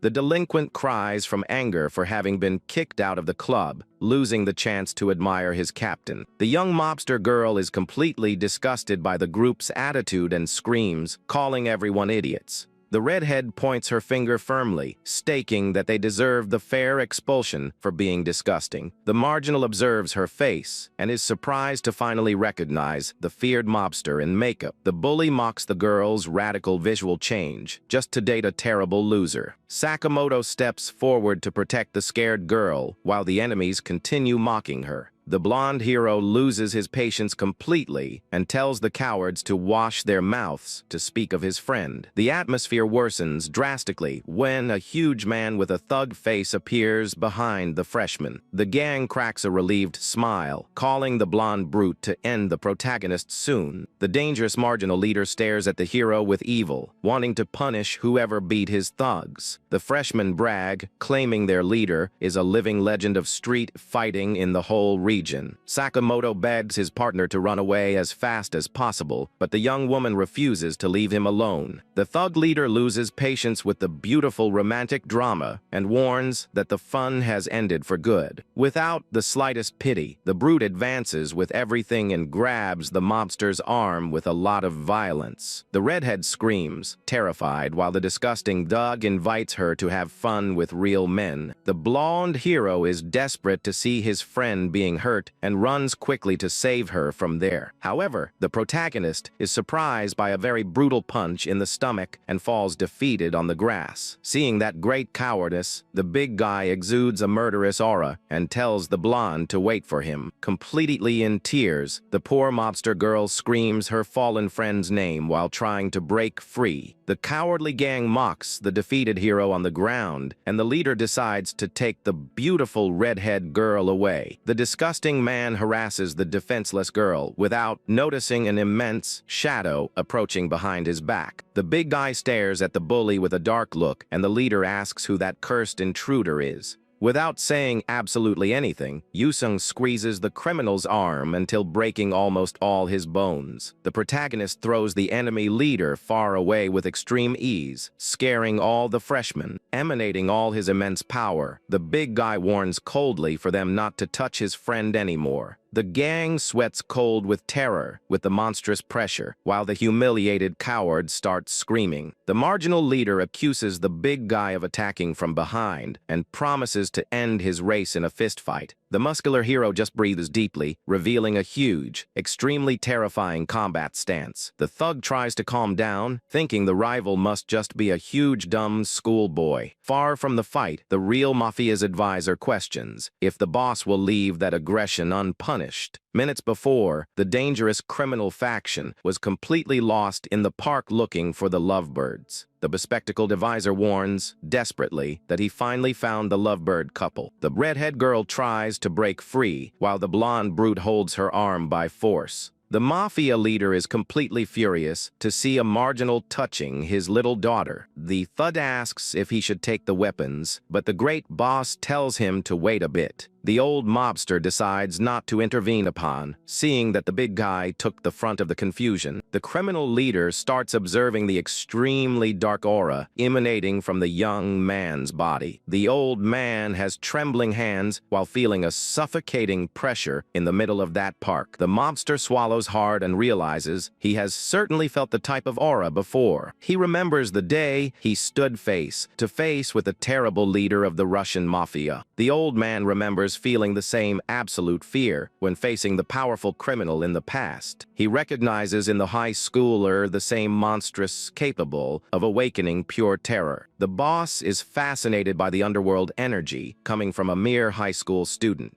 Meanwhile, Yusung decides to forget the manga script and throws his act away. Dominated by anger, the big guy walks, promising to just throw the enemy trash away. The protagonist tells his friend to take the hero and leave the fight in his hands. The young redhead hesitates, scared, but the big guy guarantees he would never lose to them. The blonde thug screams furiously for being completely ignored by the newcomer. The marginal attacks quickly, but Yusung defends the enemy punch with extreme ease. The freshmen celebrate, believing the leader's fists are too fast to dodge. The brute launches several blows, mocking the big guy for failing to dodge, but he soon gets desperate upon noticing the opponent endures the blows without blinking. Furious with the absurd resistance, the thug is to attack with all his remaining strength. The marginal leader lands a direct punch that hits the big guy's head full force. The blonde spy goes into complete panic, fearing for the life of her great friend and partner. The blonde hero is perplexed while the redhead screams desperately the big guy's name. Yu-sung remains motionless and the thud sweats cold, retreating in front of that terrifying aura. Maintaining his composure, the big guy decrees that from now on it is legitimate self-defense. The thug barely has time to react before receiving the violent and brutal counter-attack. Yu-sung lands a devastating punch that illuminates the park with the absurd impact of the blow. The big guy remembers that legitimate self-defense usually only allows hitting back with one blow. The marginal's body flies through the air and falls brutally to the ground, scaring all the thugs. Yu-sung confesses he bet everything on this single blow not to be accused of using force. The freshmen go into despair while the big guy grumbles, finding the fight boring. With his face bleeding, the monster warns that hurting his friends has a very expensive price. The coward threatens to call the police, bragging that his father is an important man. The big guy finds the threat cheap and promises to fix the delinquent's rotten head. Squeezing the young man's head firmly, he makes the marginal cry, begging for mercy. The protagonist throws the coward's body to the ground without the slightest difficulty or compassion. The gang kneels, sweating with dread, while crying and begging the school monster for forgiveness. Yu-sung orders them to disappear and never appear in front of the hero or the young redhead again. The freshmen run away, terrified, while the blonde spy runs in the direction of the big guy. Partner screams desperately, and the protagonist pretends that nothing very serious happened. The girl gets annoyed with his stubbornness and demands they go quickly to the pharmacy. Yu-sung agrees, scared, because it's the first time he sees the sweet partner so furious. Later, the group moves away and observes the hero and the redhead sitting on a park bench. The pair of spies feels the tense atmosphere and decides to give the friends some privacy. The monster girl apologizes, believing to be the one to blame for all that confusion. Sakamoto takes the blame, remembering the gang was after him from the beginning. Silence takes over the place until the young redhead calls out the protagonist's name. Gathering all her courage, the mobster finally confesses her feelings for the hero. The blonde hero is tense without knowing how to handle the situation and asks for caution. He continues in silence while the young woman blushes and catches her breath to speak. With shining eyes, the mobster finally asks her friend to date her. Sakamoto lowers his head with a heavy expression without knowing how to react. The girl gets sad and the hero apologizes right after and rejects her. The redhead goes into despair, guaranteeing she can try to change her rude way for him. The young woman tries to argue while he confesses having an old childhood promise. The hero reveals with seriousness that he promised marriage to a great friend. Until he finds the girl, he warns he doesn't intend to date anyone. The rejection hurts the redhead deeply, who is left with her head down, holding back tears. She cries hidden, and the young man admits he also cried when his friend left. The young woman asks, crying, if that old friend from the past was his first love. He confirms firmly, and the young woman decides to give up on him with honor and dignity. With a beautiful fake smile, the redhead says goodbye, saying the date was incredible. The hero agrees somewhat awkwardly, noting she is suffering in silence. The mobster turns her back and runs desperately, wanting only to escape that humiliation. The pair of spies watches the friends escape, completely shocked and hands tied. The hero grumbles alone about the rejection and says goodbye sadly towards his own path. Completely shaken, the blonde partner reflects sadly on the love situation. The big guy tries to console his friend, but runs away suddenly in the redhead's direction. The rejected girl can't run anymore and cries alone at a small bus stop. Yu-sung approaches quickly and asks with concern if the young mobster is okay. The redhead sheds tears without stopping, destroyed by Sakamoto's harsh romantic rejection.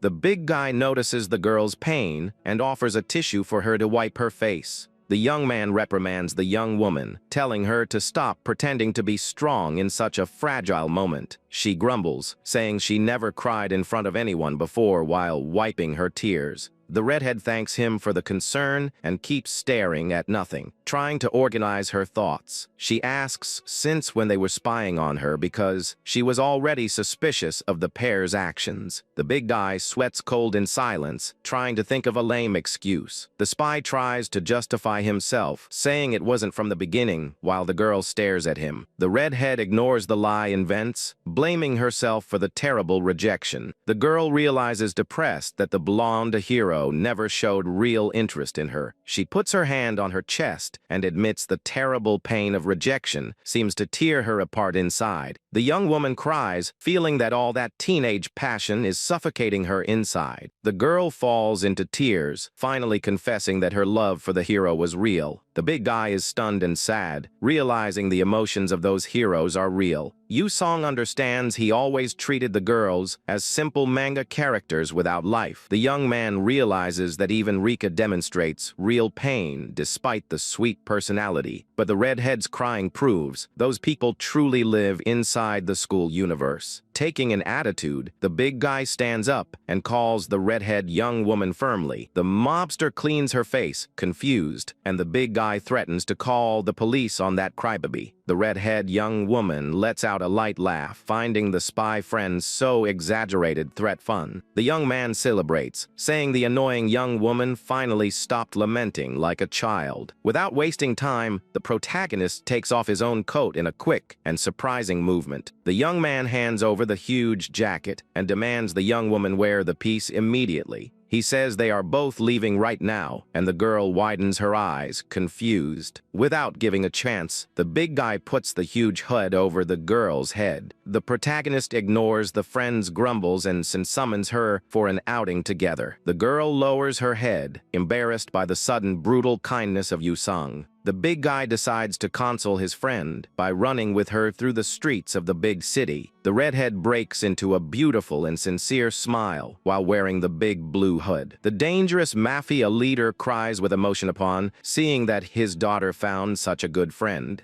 The boss watches both walking together and compliments the big guy's good heart. The proud father smiles, imagining the muscular young man would be a perfect son-in-law. The mobster roots internally to cross the student's path in the future. After all the confusion, the redhead takes out her sadness by singing loudly at the karaoke. The big guy is left completely exhausted and without energy after being forced to sing. The scene changes, revealing Rika all excited, invading the protagonist's room at his house. The blonde is surprised by the training equipment, and he covers up the bizarre situation. The curious girl notices some heavy dumbbells fallen on the room's wooden floor. She tries to lift one of the weights with all her strength, but the object doesn't even move. The young man sighs and explains that the weights have practically half her body weight. He remembers everything started when they walked together to the subway station. At that moment, the blonde's stomach growled very loudly, denouncing strong hunger. The young man asked if she was hungry, and the girl was left dying of shame. He offered food at his family's restaurant, and she accepted the idea right away. The big guy smiled gently, thinking a simple meal wouldn't be a problem. Both students headed straight for the small restaurant of Yu-sung's family. The blonde devoured the plates with scary gusto, while the young man ate in peace. She broke into a giant and extremely radiant smile after savoring that whole banquet. The girl complimented the food, and the protagonist's mother loved seeing the visitor's voracious appetite. The kind woman offered more food to the young woman, who accepted with a lot of joy. Drinking water, the young man soon realized that his mother really liked the blonde girl. Suddenly, the newcomer tapped on the classmate's back and called him to go elsewhere. The protagonist got a huge scare and asked where they would go so suddenly. Winking with a lot of charm, the young woman warned she would go upstairs to see his room. Back to the present, the young man sighs, holding a tray with iced coffee for the visitor. He enters the room offering the drink, but realizes the partner found a secret. The girl smiles mischievously upon discovering his immense secret collection of manga. The student sweats cold with the provocation and fries his brain to invent a good excuse. The blonde laughs, claiming it is just a joke while he hands over the sweet drink. She finds a very special edition and asks if the classmate is a fan of that famous work. The young man confirms, excited, and the blonde is left with her eyes shining with pure happiness. The girl goes into absolute shock upon noting the big guy possesses the rare first editions. Yu-sung compliments the wonderful art, guaranteeing that manga is a true masterpiece. Hearing such sincere compliments leaves the blonde student absolutely amazed. The big guy loses his posture and talks non-stop about the incredible details of the story. The young woman states that her father will be radiant with joy upon hearing so many compliments like that. She finally reveals that her father himself is the great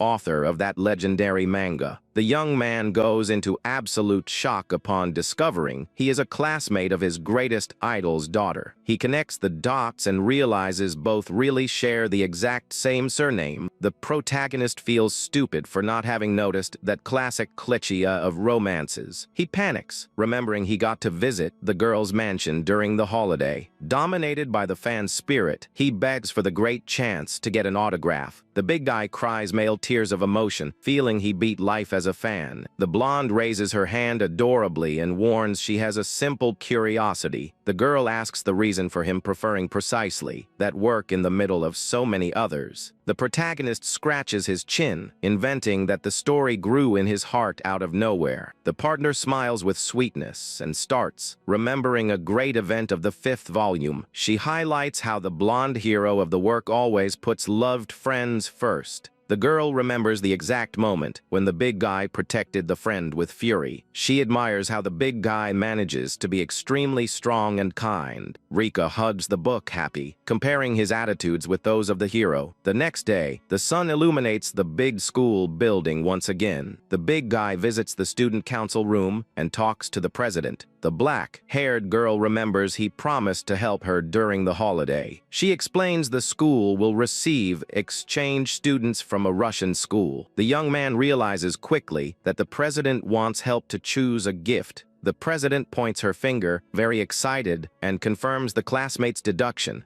Yu-sung accepts the request and suggests they meet on the first day of the recess. Hiding her face, the young woman celebrates and warns that she won't forgive him if he misses it. After being dismissed, the big guy finds the girl's sudden good mood strange. The young man decides to ask the blonde to postpone their commitment for the next day. Back in the classroom, a classmate approaches to tell a big piece of gossip. The friend remembers the confusion with the troublemaker freshman from the kendo club. He finds it bizarre that the marginals have requested a school transfer out of nowhere. Yu-sung gives a light smile and states the bullies must have their own reasons. The big guy thinks it's great that the cowardly pair doesn't bother his friends anymore. Soon, the new English teacher enters the class, smiling and complaining about the delay. The beautiful woman tells everyone to sit and open the textbooks immediately. The teacher points to the board and asks a question about fruit prices. The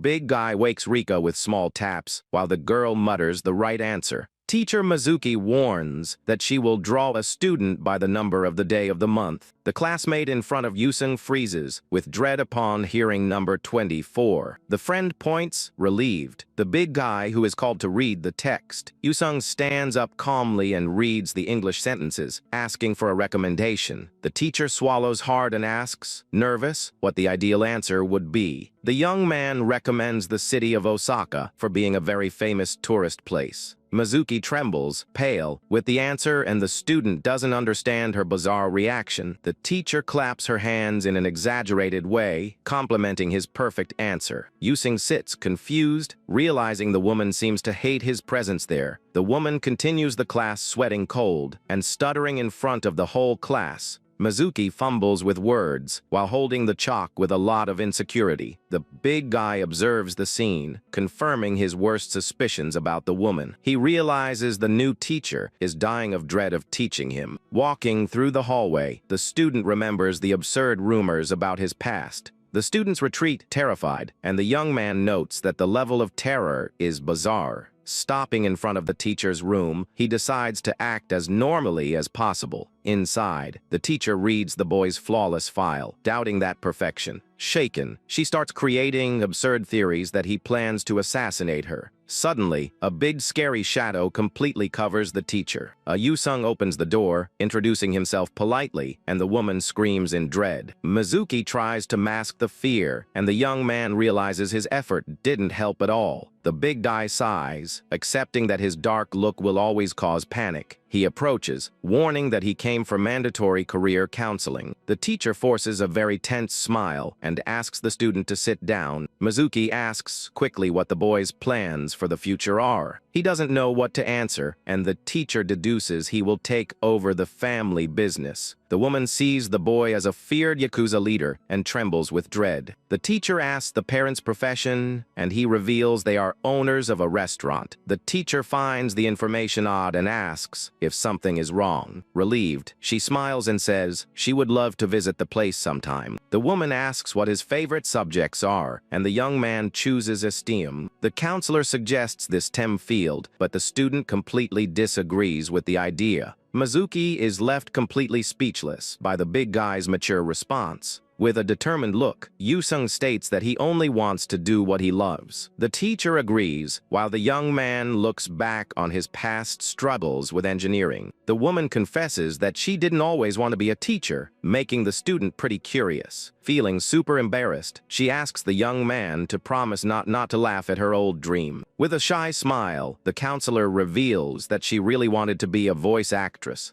The young woman remembers falling in love with an anime character back in middle school. However, back then, her old teacher warned her that hobbies could wait for the future. The old advisor suggested that the girl get a stable, secure job first. Mizuki followed the advice, thinking it really was the most obvious choice to make. But once she got to college, she bitterly regretted giving up on her dream. The teacher regrets changing her entire future based on such simple advice. Smiling gently, she asks the young man to think very carefully about his future. The big guy listens in silence to the sincere advice of someone much older and more experienced. The woman smiles radiantly and asks if the big guy got the message. The student offers his heartfelt thanks for that wonderful life advice. Suddenly, an older teacher approaches, bringing up the crazy rumors about the big guy. The man mentions the gossip that the giant took down a whole biker gang all by himself. Mizuki immediately defends her student, stating that all those rumors are lies. The teacher beams with pride as she calls the big guy a caring student. The older teacher gets embarrassed and agrees that one shouldn't judge based on looks alone. Time passes, and the long-awaited holiday finally arrives in the bustling city of Tokyo. The big guy arrives super early at the meeting spot and waits for his partner. Looking around, he spots the beautiful student council president walking his way. The protagonist waves, but the girl yells angrily, complaining about him supposedly being late. The president furiously points her finger, wanting to know if the big guy even checked the time. The student is left completely speechless by the wealthy young woman's sudden fury. The young man shows his phone screen, proving there are still 10 minutes left before their meetup. Completely blushing over her mistake, the girl turns her face away and decides to let it slide. As an apology, the president points to a shop and demands a matcha ice cream. The big guy grumbles, questioning the unfair punishment, and the girl trembles with pure rage. Without the slightest mercy, the annoyed young woman lands a sharp, heavy chop to her classmate's head. With a huge bump on his head, the young man pays for the treat, while the president smiles with satisfaction. The black-haired girl happily enjoys her treat while walking alongside her classmate. The student points out that they are walking aimlessly and asks about the gift shop. The young woman hides her panic over forgetting the plan and tells her classmate to follow her quickly. Right at that tense moment, a discreet little earpiece flashes in her ear. A hidden voice quickly gives her the address of a great craft shop nearby. The mysterious voice also advises the girl to show off her feminine charms a lot more. The spies are the president's family butler and maid, keeping tabs on the entire date. Once inside the shop, the two run into a massive, luxurious golden Buddha statue. The big guy suggests the statue as a joke, and the salesman praises the young man's excellent taste. The president boasts about her refined taste, while Yusung trembles at the $1 million price tag. The shop owner starts showing off more expensive treasures, majorly startling the rich girl. The maid scolds her through the earpiece, giving the president a fright right in the middle of the shop. The girl whispers, asking the maid to lower her voice, while the big guy watches. The maid lectures her through the earpiece, reminding her that they are there on a romantic date. The disguised servant warns her that her partner is bored and playing on his phone right behind her. The advisor states that the #1 rule is not to bore your partner, and the girl angrily agrees. Trying to fix the mood, the president grabs the young man's jacket sleeve and says she forgot something. She quickly drags the big guy away, ignoring the shop owner, who is crying over the incredibly expensive statue. Once outside, the protagonist notices his partner's haste and asks if everything is okay. The young man gently touches his classmate's shoulder, asking if something is wrong with her. The girl hides her red face behind her fan and makes up an excuse that she just got a little dizzy. The voice in the earpiece praises her acting and orders them to head straight to a traditional clothing store. Guided by the mysterious voice, the young couple soon arrives in front of a beautiful Japanese clothing shop.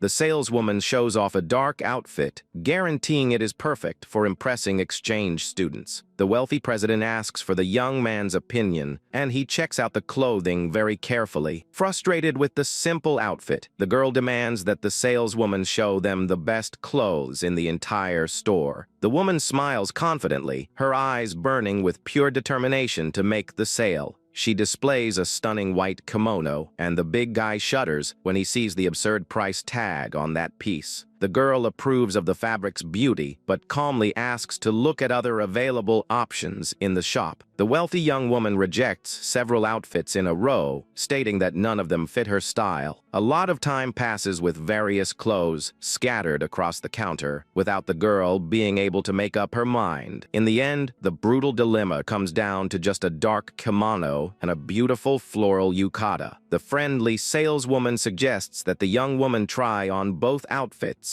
to make the big choice easier. The girl asks what her classmate thinks, and he agrees that trying on the outfits would be a good idea. Excited, the woman leads the rich girl to the back of the shop to start trying on the clothes. Away from prying eyes, the saleswoman suddenly pulls off her own face, revealing it was a mask. The president gets a massive fright upon discovering that the woman is actually her maid, Manami. The servant smiles innocently and states that she would do absolutely anything for her young mistress. Manami reveals she is a skilled ninja and confesses to temporarily taking the shop owner's place. The young woman realizes that the idea to try on the clothes was part of the plan to show off her charms. The ninja eagerly steps forward to help her mistress change clothes, while the rich girl panics out of sheer embarrassment. In the waiting area, the big guy hears a strange scream and wonders what is taking so long. Suddenly, the click of the doorknob catches the young man's attention, and he quickly looks up from his phone. The boy is met with the beautiful sight of his classmate's long hair styled with a flower hairpin. Yu-sung is completely mesmerized, and his face blushes intensely as he admires the girl's beauty. Wearing a spectacular dark kimono, the president very shyly asks him what he thinks of the outfit. The big guy completely loses his words and stares at her in silence for a few long seconds. Breaking into a cold sweat and still very embarrassed, the young man finally manages to find his voice. He praises the girl with total sincerity, saying she looks absolutely stunning in the outfit. With a gentle and warm look, the young man smiles, stating that the style really suits her. The president goes back to laughing arrogantly and boasts about her beauty, while the young man applauds. Thrilled with the success, the rich young woman announces she is going to try on the yukata and tells him to wait. The girl runs back into the fitting room and quickly shuts the door to be alone. Away from the young man's eyes, she holds her red face, feeling her heart racing. The president is completely melted by the sincere compliment, not knowing how to handle the situation. Later, the young couple walks through the streets, drawing the attention of all the curious bystanders. The rich girl struts stunningly alongside the big guy, radiating an aura of pure beauty. She notices the admiring glances and celebrates that the date is yielding perfect results. Satisfied with the outing, the president suggests they look for a good place to grab lunch together. Right at that moment, the loud sound of a camera shutter echoes right behind the young couple. Yu-sung turns his head around, startled, looking for the source of the sound, and finds two guys in suits hugging. The disguised henchmen pretend to take a selfie, and the big guy concludes it was nothing serious. Yu-sung starts walking again, while the pair of henchmen continues spying on the date in secret. The disguised vice president takes off his sunglasses and notes out of breath that they almost got caught. The young man grumbles, complaining that the big guy has absolutely no idea how lucky he is. Manami asks her partner not to let that resentment show in front of their young mistress. Soon after, the mood shifts as they arrive at the entrance of a modest traditional restaurant.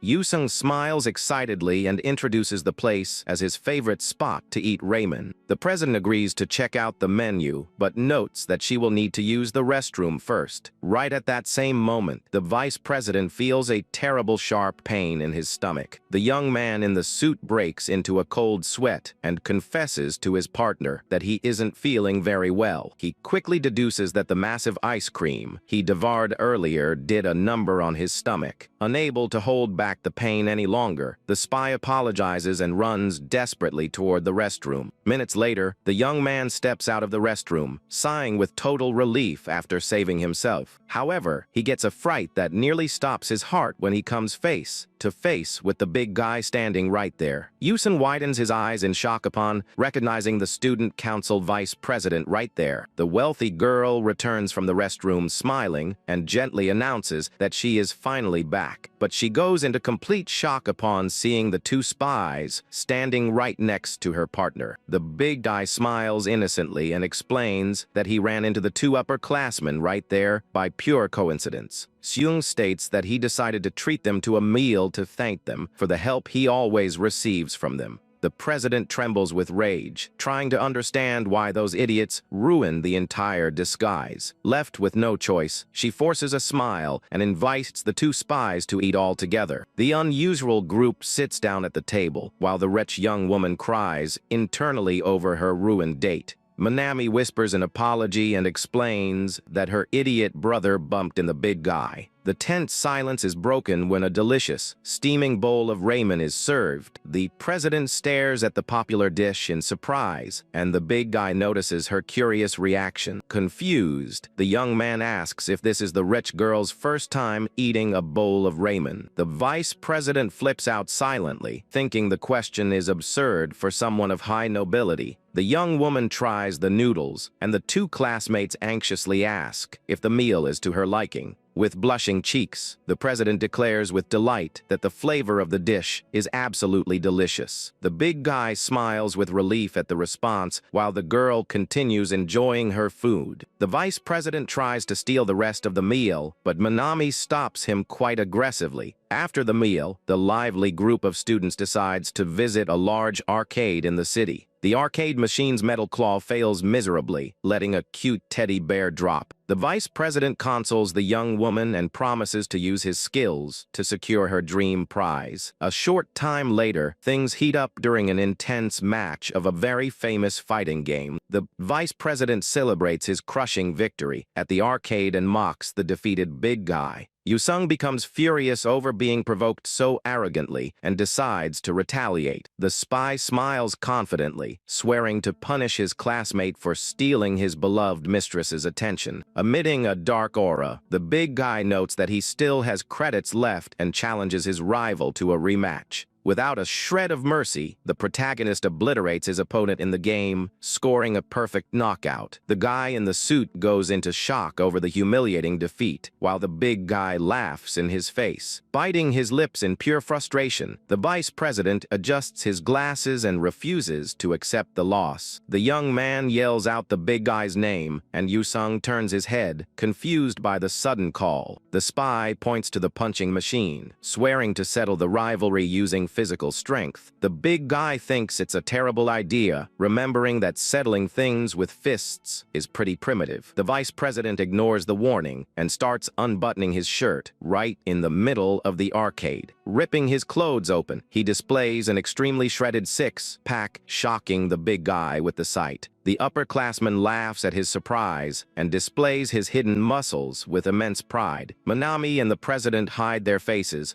dying of embarrassment over their ally's pathetic behavior. Confident in his physique, the upperclassman strikes a fighting stance while the big guy tries to decline. The spy dramatically takes off his sunglasses and asks if his opponent is too scared. Yu-sung just glares back with a deathly stare as a terrifying aura radiates from his body. The vice president shows off his toned body and taunts the big guy, saying he doesn't look like someone who runs from challenges. With a sly smile and surrounded by flames, the guy in the suit tells the big guy to pay close attention to his power. The spy lets out a resounding battle cry and throws his fist against the machine with all the strength he has. The fast, powerful blow strikes the punching machine's target, creating a massive impact right in the middle of the arcade. The machine lights up, registering an incredible 960 points, and the girls celebrate the new record. The upperclassman points his finger arrogantly, calling out the big guy while a crowd gathers to watch. The rich girl says she is curious about her classmate's strength and tells him to give it his all, promising to pay if it breaks. The big guy cries internally, trying to make sense of this madness, but ends up giving in to the pressure and accepts the challenge. He cracks his knuckles, sighing in frustration because he has absolutely no clue how he ended up caught in this mess.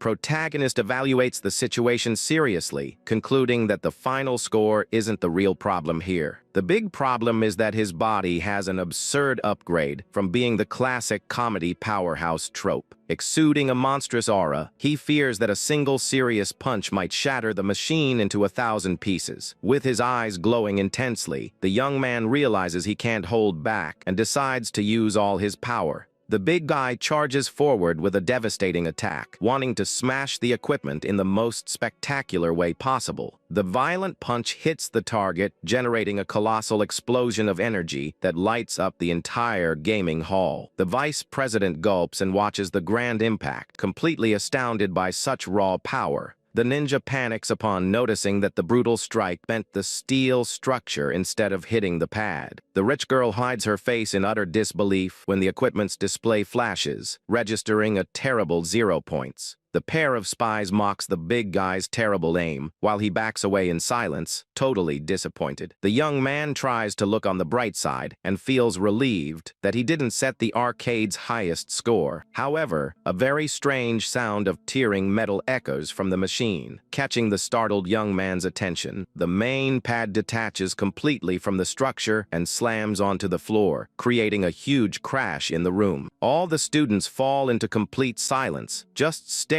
at the broken piece, lying right in the middle of the floor. Sweating in terror at the monster's brute strength, the guy in the suit adjusts his glasses and declares a technical tie. The spy makes an empty threat, and the big guy scratches his head, relieved to have made it out of another mess alive. After so much madness at the arcade, the lively group of students ends up stopping in front of a photo booth. The big guy takes advantage of the gathering and suggests they all step inside the booth to take some souvenir photos. The rich girl is completely charmed by the unique idea and agrees that the activity sounds like fun. The big guy amiably nudges all his classmates inside the small, cramped photo booth. The flash goes off, lighting up the booth, while the group flashes big smiles to capture that beautiful moment. The machine prints out the stickers, revealing hilarious images of all of them wearing cute headbands and funny glasses. The rich girl admires the beautiful pictures, while the vice president grumbles about having his eyes closed.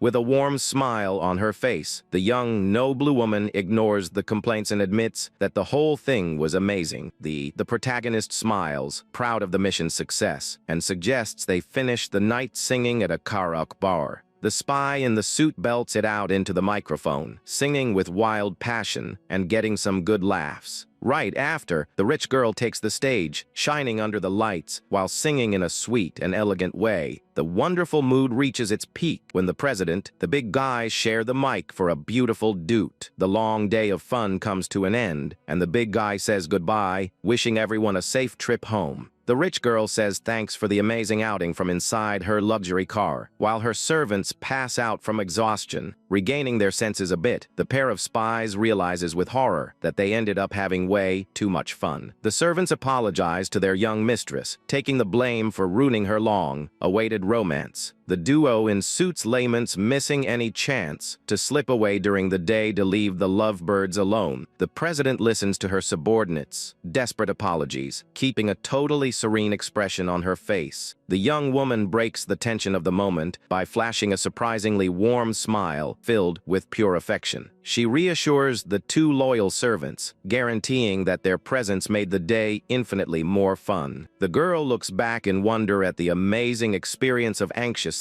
waiting for her first shared sweet treat. She remembers the free laughter and good conversations while trying on beautiful clothes at the traditional Japanese shop. Looking at the photos with great fondness, the young woman admits that all those new experiences made her immensely happy. The noblewoman emotionally confesses that she hadn't had this much fun alongside her two faithful friends since her sweet childhood. With her heart overflowing with joy, the leader thanks the servants for never leaving her side at any moment. The young president smiles very gently and sincerely thanks them for the great day together. The vice president and the disguised ninja are deeply moved, with tears welling up in their eyes. The two subordinates cry out of pure happiness, swearing to serve their young mistress for their entire lives. The rich girl asks them to help out properly next time, and the duo excitedly accepts the request. The luxury van speeds off down the streets while the spies shout, promising to make the next date a success. Elsewhere, a man with his hair tied back works focused, drawing on a graphics tablet. The blonde newcomer, Rika, suddenly opens the studio door and calls out to her dad with a huge smile. The girl reminds her dad about her friend's visit the next day, and he reassures her that he didn't forget. The man flashes a very excited smile, confessing that he is also looking forward to this big visit. He can't wait to finally meet the famous Kim, using that his daughter talks about so much at home. On the second day of the holiday, the big guy finally arrives at Rika's house to keep his promise. The protagonist is frozen and breaking into a cold sweat out of pure nervousness in front of his blonde classmate's dad. Yoo-sung bows out of respect, and the author finds it funny that he looks like an old school manga hero. The student is completely marveled to be face to face with his biggest life idol. The big guy sees Rika's dad as the true, legendary supreme god of shonen manga. The author invites the young fan inside, letting him know that his wife prepared a special welcome. Rika's beautiful mom smiles excitedly and calls everyone to eat quickly before the food gets cold. The big guy is blown away by the massive, luxurious feast spread across the entire dinner table. The group gathers around the table and gives thanks for the wonderful meal before starting to eat.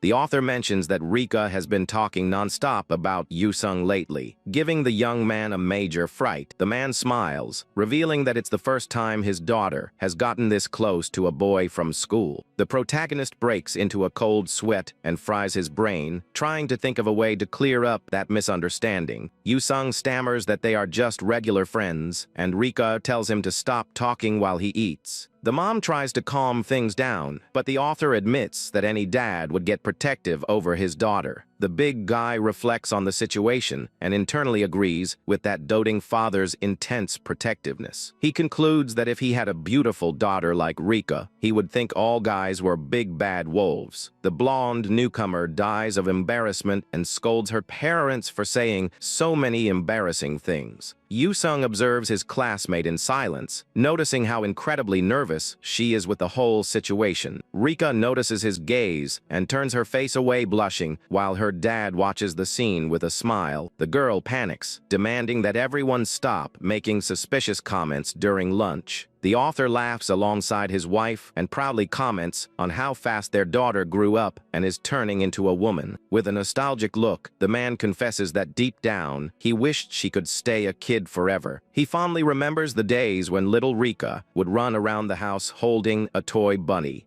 In the memory, the adorable little girl innocently promised that she would marry her dad when she grew up. Returning to the present, the author breaks the silence and mentions he heard the boy is a huge fan of his. The man invites the young man to see his manga studio, and Yu-sung accepts the offer instantly. The big guy follows his classmate, celebrating the golden opportunity to score an autograph from his idol. The blonde girl guides her classmate through the hallways, proudly stating that her dad is the artist she respects most. Suddenly, the girl opens a door and shows off her neatly arranged room to her visiting classmate. Yu-sung steps into the room and is surprised to notice that the place looks like an actual manga library. The blonde lets him know she is going to grab some snacks and asks the big guy to wait there for a moment. Before closing the door, she threatens to get furious if he tries to touch her things without permission. Left alone, the big guy sits on the floor, feeling a bit awkward since it's his first time in a girl's bedroom. To shake off the confusing thoughts, the young man pulls out his phone, deciding to play a quick game. However, the door suddenly opens, and Rika's mom appears in the room smiling, startling the young man. He calls her mom out of politeness, but the beautiful woman smiles and asks to be called just Maria. The young man puts his phone away, and the woman playfully reveals she came to show off her daughter's past. Maria displays Rika's childhood photo album with an excited smile, ready to share some secrets. The woman shows old baby photos, while the young man hesitates, feeling it's pretty wrong to invade her privacy. Yu-sung goes into a complete state of shock when Maria mentions an old photo of her daughter at an otaku event. The mom reveals she used to be a cosplayer and jokes that her daughter inherited that side of her. Excited, the beautiful woman finds the actual photo of her daughter's dark past, shocking the big guy. The image reveals little Rika wearing a highly detailed gothic outfit and sporting an eye patch. Right at that moment, the young blonde walks into the room and widens her eyes, completely horrified. Trembling with embarrassment, the girl asks if her mom showed him the photo, and the woman happily confirms it. The blonde screams in pure agony, while the young man smiles awkwardly, noticing his classmate's otaku side. Desperate, the girl shakes her friend, guaranteeing that it was just a terrible, passing phase. Maria finds it funny and leaves the room, leaving the two alone while her daughter yells angrily at her. With the door closed, the blonde drops to her knees, totally defeated by the humiliation in front of the young man. She begs him to keep this a secret, and Yu-sung agrees, reminding her that he doesn't have any other friends anyway. The young woman looks up with teary eyes, completely crushed by so much embarrassment.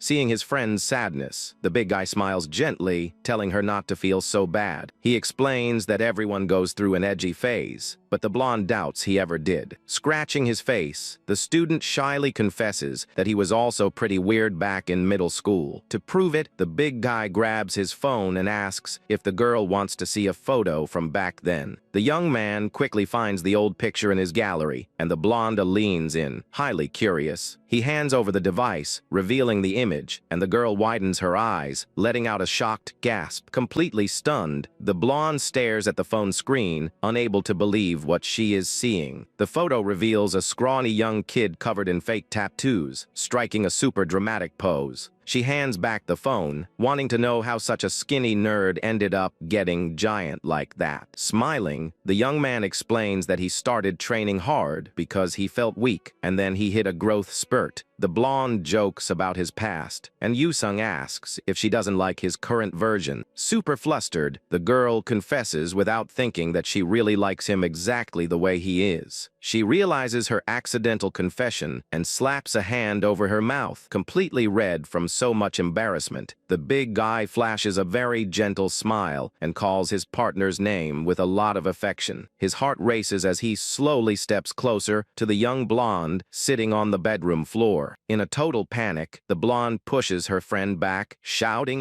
desperately that she sees him only as a good friend. The protagonist backs off, hiding his frustration, and stammers in agreement about them just being great friends. The girl forces a very nervous laugh, repeating the same excuse to try and break the ice. Regaining his composure, the big guy calls out to his classmate again, and she answers, still paying close attention to him. The young man sincerely thanks her for the invitation, which allowed him to meet his ultimate manga idol. The blonde blushes, stating that she will cherish this day in her memory, and thanks her classmate for all his help. With a charming smile, the protagonist guarantees that his partner will always be welcome at his house. The mood becomes light and pleasant again as the young blonde promises to visit him more often. Time flies by, and a beautiful orange evening finally takes over the city skies. Now, outside the mansion, the young man declines the invitation to stay, letting her know he needs to head home for dinner. The blonde remembers that the boy's family is going on a trip the next day, and he confirms the destination. She wishes him a good trip, while the young man jokes that they will go a whole long week without seeing each other. Worried, the big guy tells her to call if she needs any help, but the blonde laughs at the distance. The protagonist imagines himself swimming across the ocean and believes his physique could handle the job. Giving up on the crazy idea, he promises to just buy a plane ticket, and the blonde finds his cuteness funny. The newcomer waves happily, saying goodbye to her partner and wishing him a good return to classes. The young man flashes a very sincere smile illuminated by the sunset and agrees with his partner. A flashback appears, showing the blonde surprised to find out that she lived very close to her classmate. Another memory shows the two friends eating kimbap together on a quiet bench in a city park. The girl reflects on all the massive effort the young man made to help their redhead friend on her date. She concludes that someone so protective and caring toward his classmates is definitely a very good person. The big guy protects his classmate in the middle of the tight crowd, telling her to hang on tight. In the middle of the chaos, the young man firmly holds the girl's hand so they don't lose each other at all. Back in the present, the young blonde blushes while watching the big guy walk down the sunlit streets. The story moves forward to the 5th day of the holiday in the bustling town of Akihabara. Yu-sung walks peacefully down the street, happy to have bought all the manga he needed. Satisfied with his purchases, the big guy decides to look for a good place to grab a bite. The student calmly ponders whether he should visit his favorite ramen restaurant. Suddenly, a blue-haired girl appears, yelling at him to get out of her way. The mysterious young woman takes an incredible leap, passing right over the startled big guy. A flash reveals the flying girl's undergarments, while she demands silence. Yu-sung takes a direct hit to the face and is left totally confused by the absurd situation. The young man gets a nosebleed and questions if this is that famous rom-com logic. Annoyed by his bleeding nose, the big guy scoops the girl up into his arms firmly. The young woman complains about the young man's behavior and demands that he hand over her belongings. Right then, a group of men in suits appears, shouting the mysterious girl's name. Desperate, she grabs the big guy's hand and begs for help to escape from there. The protagonist cuts short the escape, warning her that that path is a dead end. Without wasting time, Yu-sung pulls the startled girl in the opposite direction of the street. The two young people run quickly until they duck into a small ramen restaurant. The pair hides near the window while the guys in suits sprint past on the street. The young blue-haired girl peeks over the counter to make sure they are safe. Yu-sung sighs with total relief upon realizing that the major danger has finally passed. The girl thanks him for the help, but the young man demands to know why she was being chased. The two sit down at a table, and the girl introduces herself as Sasha, asking for the young man's name. She notices that Yu-sung doesn't look Japanese, and he explains he has Korean heritage. The big guy exudes a dark aura and orders her not to dodge the main topic. Since the girl hesitates to answer, the protagonist stands up and decides to leave the place. Sasha argues that common sense says to help pretty girls, but he ignores the excuse. In total desperation, the blue-haired young woman offers him a cashed payment. The mysterious girl reveals an absurdly large amount of stacks of cold, hard cash. Hypnotized by the money, the big guy shakes her hand and accepts the deal right then and there. Realizing she can no longer hide the truth, Sasha decides to take off her hat. The movement reveals the girl's long, stunning blue hair falling over her shoulders. The young woman reveals that her dad is a very important man in the distant country of Luxia. She confesses with a sad look that those guys in suits were trying to abduct her. The big guy recognizes Sasha as the heroine of a famous manga and goes into shock. Later, the two step out of a clothing store after buying a small disguise. Sasha proudly shows off her new sporty look featuring a jacket and a stylish cap.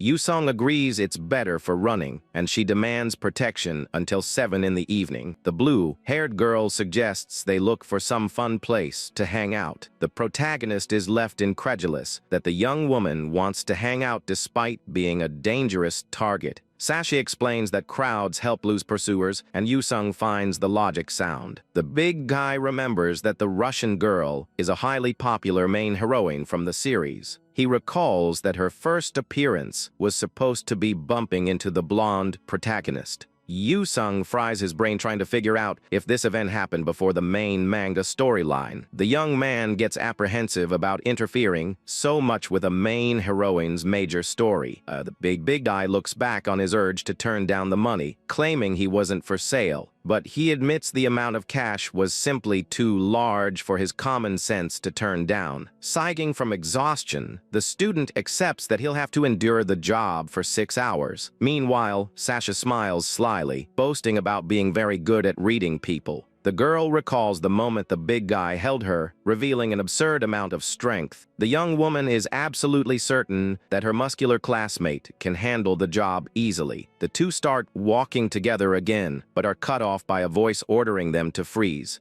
The enemy henchmen spot the young couple from afar, and the big guy is startled by their speed. The protagonist pulls Sasha by the hand while fleeing and notices that the men are ex-KGB agents. However, their escape is suddenly cut short when a gigantic man blocks their path. One of the henchmen seizes the chance and charges forward, trying to land a punch on the big guy. Yusung blocks the enemy attack with just one hand, showing the slighted bit of difficulty. The Russian girl widens her eyes, impressed by her new bodyguard's absurd reflexes. Realizing the imminent danger, the big guy pushes his partner, telling her to hide immediately. He locks the young Russian girl inside a phone booth to keep her safe during the fight. The student analyzes his opponents and notes that they are on a totally different level. The ex-agents surround the big guy from all sides, ready for a coordinated attack on the street. Two men charge with everything, but the protagonist doesn't let himself be intimidated by the massive numerical disadvantage. The monster retaliates brutally, stating that in romantic comedies, the strongest guy always wins. Within a few seconds, the big guy easily knocks several highly trained agents to the ground. Yusung takes a combat stance, but an imposing voice commands all the henchmen to back down. The feared Captain Boris appears out of nowhere and attacks Yusung with an incredibly devastating blow. The big guy grits his teeth, feeling the heavy impact of the new opponent's surprise attack. The newcomer straightens up confidently, while his subordinates call him Captain Boris. The big leader mocks the student for jumping into things out of nowhere, but praises the boy's great endurance. The protagonist breaks into a cold sweat and observes his giant adversary with an extremely cautious expression. He wonders to himself if that dangerous veteran will also fall victim to his comedy power. Locked in the booth, the Russian girl cries in terror, thinking her savior doesn't stand a chance. Sasha is completely certain that it's impossible for someone like him to defeat the terrible Captain Boris. Yusung smiles confidently, finally understanding why the wealthy girl offered so much money. The protagonist exudes a powerful, intense aura, swearing to settle that major problem. He announces he'll end the fight quickly and charges at the leader at an absurd speed. The experienced Russian captain widens his eyes in fright, unable to keep up with the boy. Yusung lands a colossal hit on his adversary, generating a massive crash in the middle of the street. Giving no chance for defense, the student grips the enemy captain's arm with incredible force. The big guy slams the Russian giant to the ground, locking him into a dangerous joint lock. Yusung smiles sardonically while applying the powerful, feared submission hold to the villain's arm. The captain tries to fight through the attack bravely, but the pain becomes increasingly unbearable. The villain widens his eyes in terror as he finally recognizes the feared, brutal technique. Using his leads, the boy completely traps the Russian's body in a chokehold.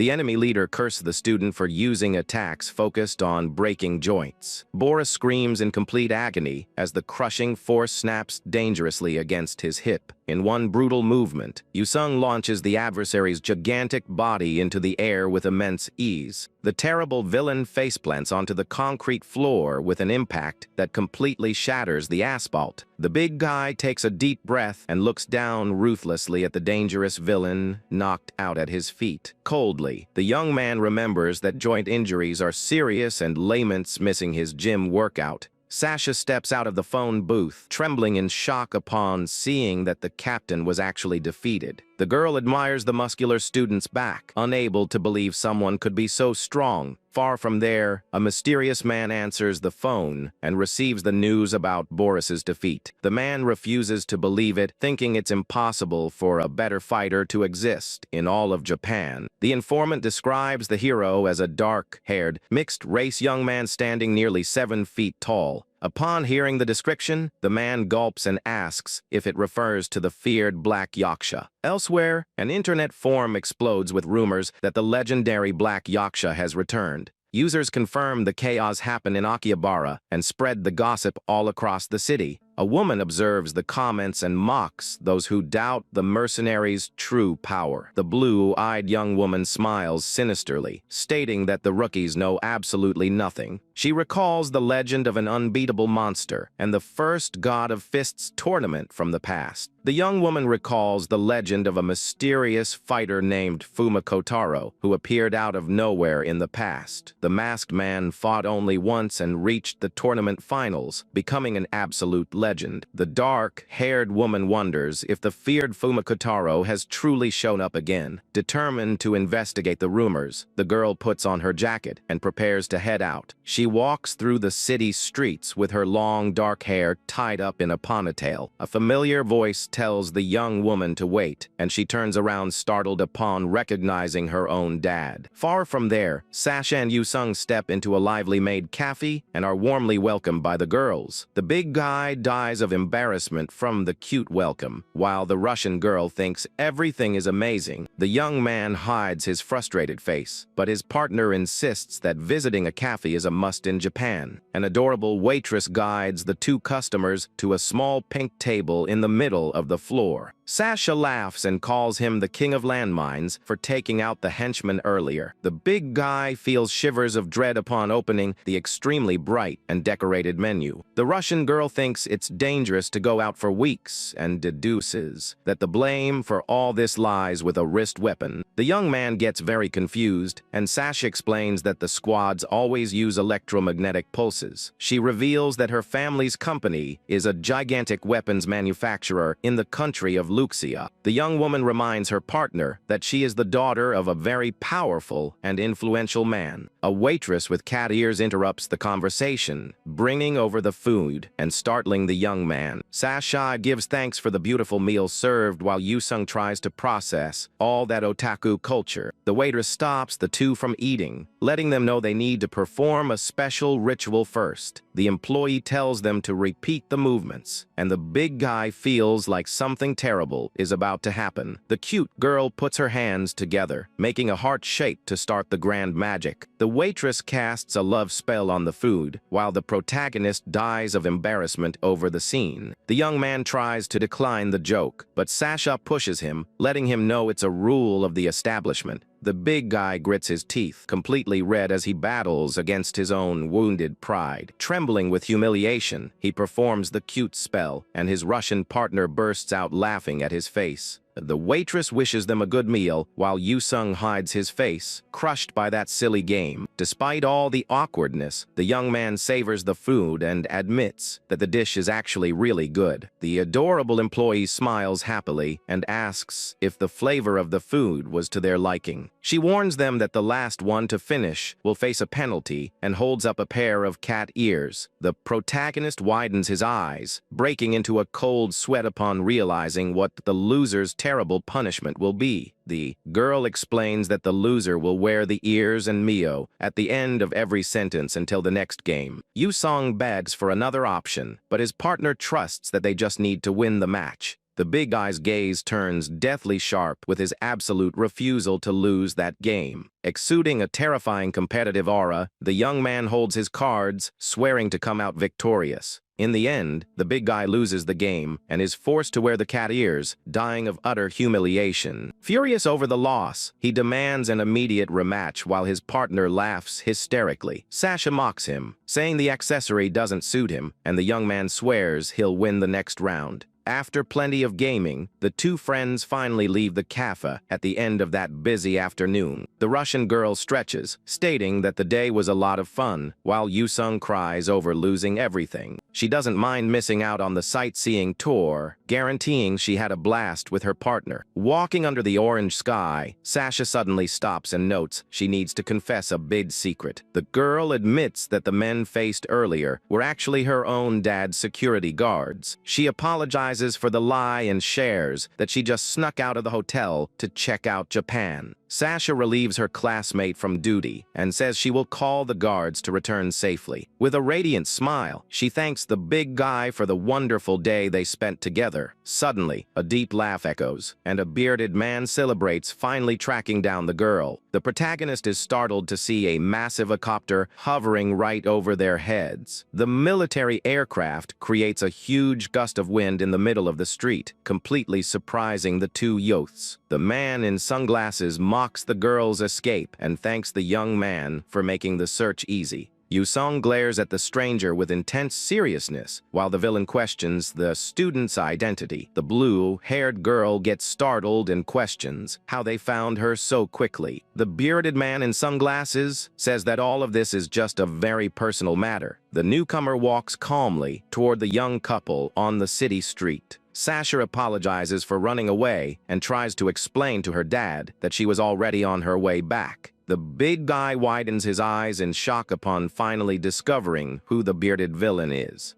The protagonist thinks it's bizarre for a foreigner to speak Japanese so well right in the middle of the street. Confused by the conversation, the young Russian girl asks why he is talking about the Black Yaksha. The man points at the student and questions his daughter's involvement with the bodyguard. The old guy in the suit recalls that the mysterious fighter vanished without a trace 10 years ago. He accuses the big guy of being the legendary Fuma Kotaro and challenges him to a brutal match. The girl's dad shouts excitedly, swearing to finish the fight they started 18 years ago. Yusung interrupts the madness, revealing his true name and asking who he even is. The bearded man questions if the young man knows Fumikataro, and the boy quickly denies it. A massive, awkward silence takes over the area after the young man's incredibly sincere denial. The old mobster covers up his embarrassment and promises to postpone the student's punishment for now. The big guy smiles in relief, thinking he just looks like that famous fighter from the past. However, the mood shifts when the man asks how the youth managed to defeat Captain Boris. The student breaks into a cold sweat, realizing he is referring to the Russian giant, and asks for forgiveness. The man lowers his glasses, revealing a threatening glare and ignoring the apology. Sasha's dad exudes a monstrous blue aura and prepares to attack the big guy. The old man clenches his fists and concentrates all his immense power into a single devastating blow. The young Russian girl screams Yusung's name in desperation, fearing for her friend's life. The protagonist reacts startled upon sensing the veteran's true malicious intent. Smiling macabrely, the crime boss demands that the boy show his strength. Yusung tries to dodge and ends up letting his backpack with his new manga drop to the floor. The young man cries tears of fury, swearing not to forgive anyone who mistreats his precious manga. The villain advances at an impressive speed, ready to crush the poor student. The big guy blocks the brutal punch, generating a shockwave that lights up the entire area. The bearded man praises the young man's endurance, while smoke rises around them. Without letting up, the villain grabs the protagonist's jacket and startles him with such raw speed. Yusung tries to understand the reason for the aggression, and the man claims that he is a genius. The old man thinks it's impossible for a high schooler with no training to defeat his right-hand man. The two exchange more violent blows, creating explosions of energy right in the middle of the street. The man continues attacking and praises the boy, calling him the prodigy of the century. The big guy grits his teeth, feeling the crushing pressure of the enemy attacks. With his eyes glowing, the dangerous crime boss powers up even more. The veteran flashes a macabre smile and invites the student to come work for him. The villain lands another brutal hit, promising to help awaken the boy's talent. After hearing so many clutchy lines, the big guy finally comprehends what is going on. Yu-sung comes to the conclusion that this world has stopped being a romantic comedy. He notices that the villain's invitations sound exactly like lines from action and battle manga. The boy recalls that everything started with romance, clutches, and shy girls. But he understands that he trained his body until hitting a superhuman limit just to survive. He puts the pieces together and realizes his constant fights weren't mere accidents. The young man used to think his strength was just a comedic gag about his physique. The big guy deduces with horror that the series has changed genres and turned into a battle manga. He is certain of this crazy theory, remembering that the series' publisher absolutely loves fights. He recalls that keeping a pure romance in this magazine would end up tanking sales. The pressure for success forced the creator to focus the narrative on combat and constant action. The boy widens his eyes, paralyzed with dread as he notes the terrible shift in the series. Yu-sung panics, predicting he will be surrounded by monsters all the time and putting his life on the line. The blue-haired villain charges ahead with everything, offering a full sponsorship in his major criminal enterprise. The crime boss promises to cover all school expenses and give the boy absolutely anything he wants. The big guy tries to keep his cool, remembering that in battle manga, the villains always lose in the end. He visualizes the blonde protagonist defeating the old bearded man in the future to save the day. The student concludes that becoming the hero's best friend is the absolute guarantee of survival. Taking a deep breath, the young man sighs in relief at finally making his decision. Completely outraged, Yu-sung shouts, questioning why the old man has to be so extreme. The villain ignores the question and hits the big guy with a brutal and totally sudden punch. The protagonist spits blood, feeling firsthand that the enemy is genuinely trying to kill him. Sash's dangerous dad attacks fiercely, warning that he won't go easy on the student anymore. Yu-sung observes the enemy's movement and spots a massive opening in his defense. But the bearded man glares at him with a deathly stare, waiting for exactly that. The protagonist realizes he fell into a terrible trap and breaks into a cold sweat out of pure dread. The villain readies a powerful attack, emanating a terrifying purple aura from his own hand. The crime boss firmly grips the young man's arm and notes he will give him a piece of advice. Squeezing the student's wrist with crushing force, the old man explains the rule of punches. The man with glowing eyes teaches that a true attack needs to carry malicious intent. Without any mercy, the villain lands a colossal blow right in the middle of the young man's face. The big guy is thrown back violently, shattering the concrete floor with a massive impact. Yu-sung drops to his knees on the floor out of breath, trying to endure the agonizing pain of the attack. The youth wipes his mouth, stating he only survived because he managed to deflect the blow slightly. The boy fries his brain trying to figure out what kind of absurd and brutal technique that even was. The bearded man smiles arrogantly and reveals that he used the famous double eagle of the emperor. Yu-sung widens his eyes, completely shocked and confused by the attack's bizarre name. The villain proudly explains that it is his family's legendary and secret imperial martial art. The man charges forward at a blistering speed, and the big guy can barely block the combo. The student backs away, terrified upon realizing his eyes can't keep up with his rival's movements. Desperate over the one-sided beating, young Sasha screams, demanding her dad stop the fight. The furious old man tells his daughter not to meddle and swears to take the boy with him no matter what. The protagonist takes his combat stance, refusing the idea of surrendering that easily. The monster advises the boy to submit to him so he doesn't die, promising to teach him everything. The leader praises the young man's strength and guarantees that the whole world bows before true power. The big guy cracks a smile, mocking the old man for acting like a crazy, edgy teenager.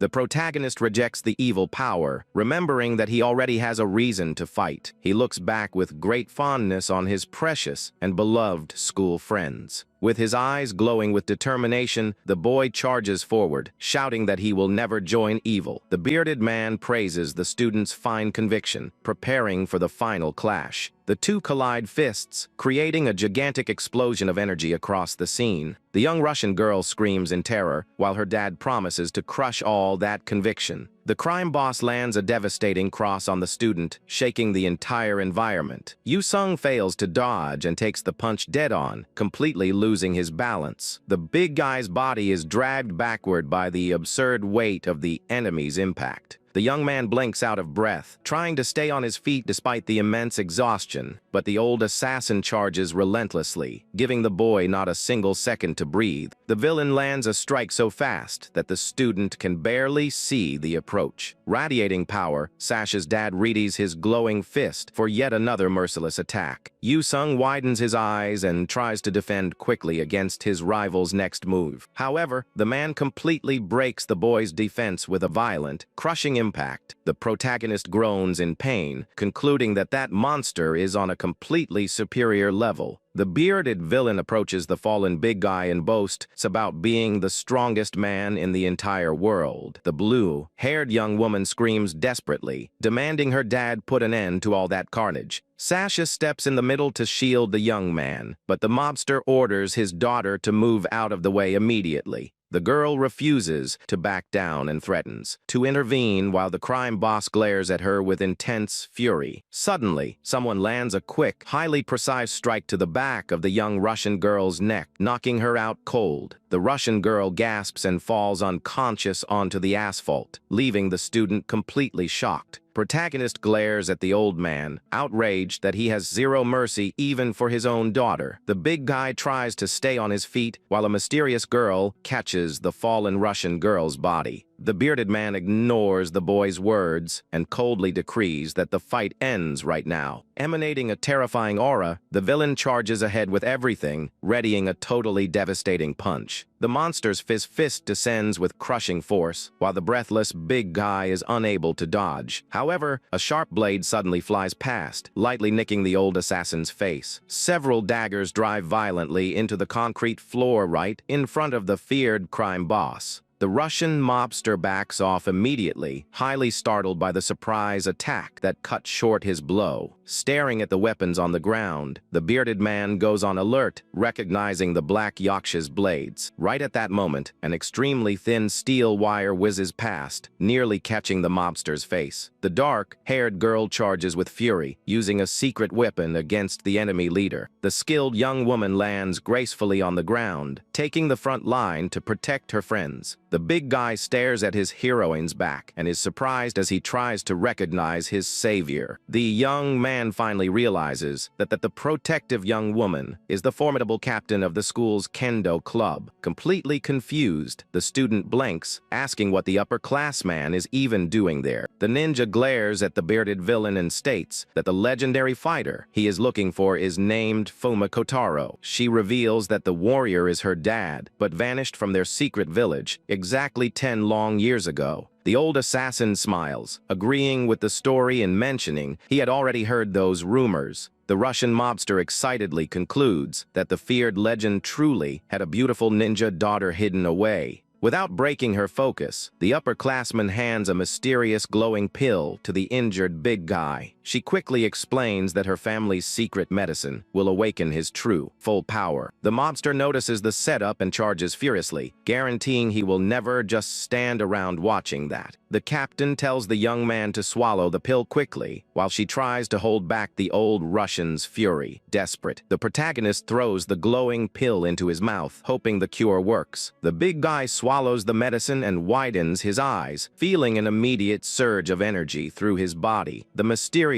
pill creates a literal, intense explosion of scalding flames in his stomach. The boy grips his own chest, crying out in agony while the upperclassman watches the scene worriedly. Glowing veins filled with fire spread across the young man's neck, showing off the absurd power. The protagonist lets out a massive, terrifying roar as a colossal aura of flames explodes outward. The Russian mobster and the ninja captain go into absolute shock at the sheer scale of the released power. Shrouded in a gigantic pillar of fire, the student observes his own muscles pulsing nonstop. The student clenches his fist tightly, feeling a crushing strength in his hands. With an extremely sharp gaze, he marvels at the conclusion that his physical limit has been shattered. The big guy feels as if a third eye has just awakened deep within his mind. The student can finally see the enemy's deadly aura clashing against his own power. Shocked by the phenomenon, the ninja admits that the vital energy released surpassed all her expectations. However, the young woman coolly evaluates the situation, remembering that the pill's effect lasts only 5 minutes. The bearded man cracks a dark smile, calling that intense energy the mystical power of the East. The Russian leader praises the miraculous use of Asian medicine while analyzing the big guy's stance. Yusung glares at his rival with hatred, calling the old mobster a hopeless villain for hurting his daughter. The bearded assassin ignores the student's heavy insults and merely smiles in a macabre way. The powerful mob boss breaks into a massive, terrifying laugh, echoing through the empty street. The bearded man points his finger in the boy's face, warning him that moral speeches are mere excuses.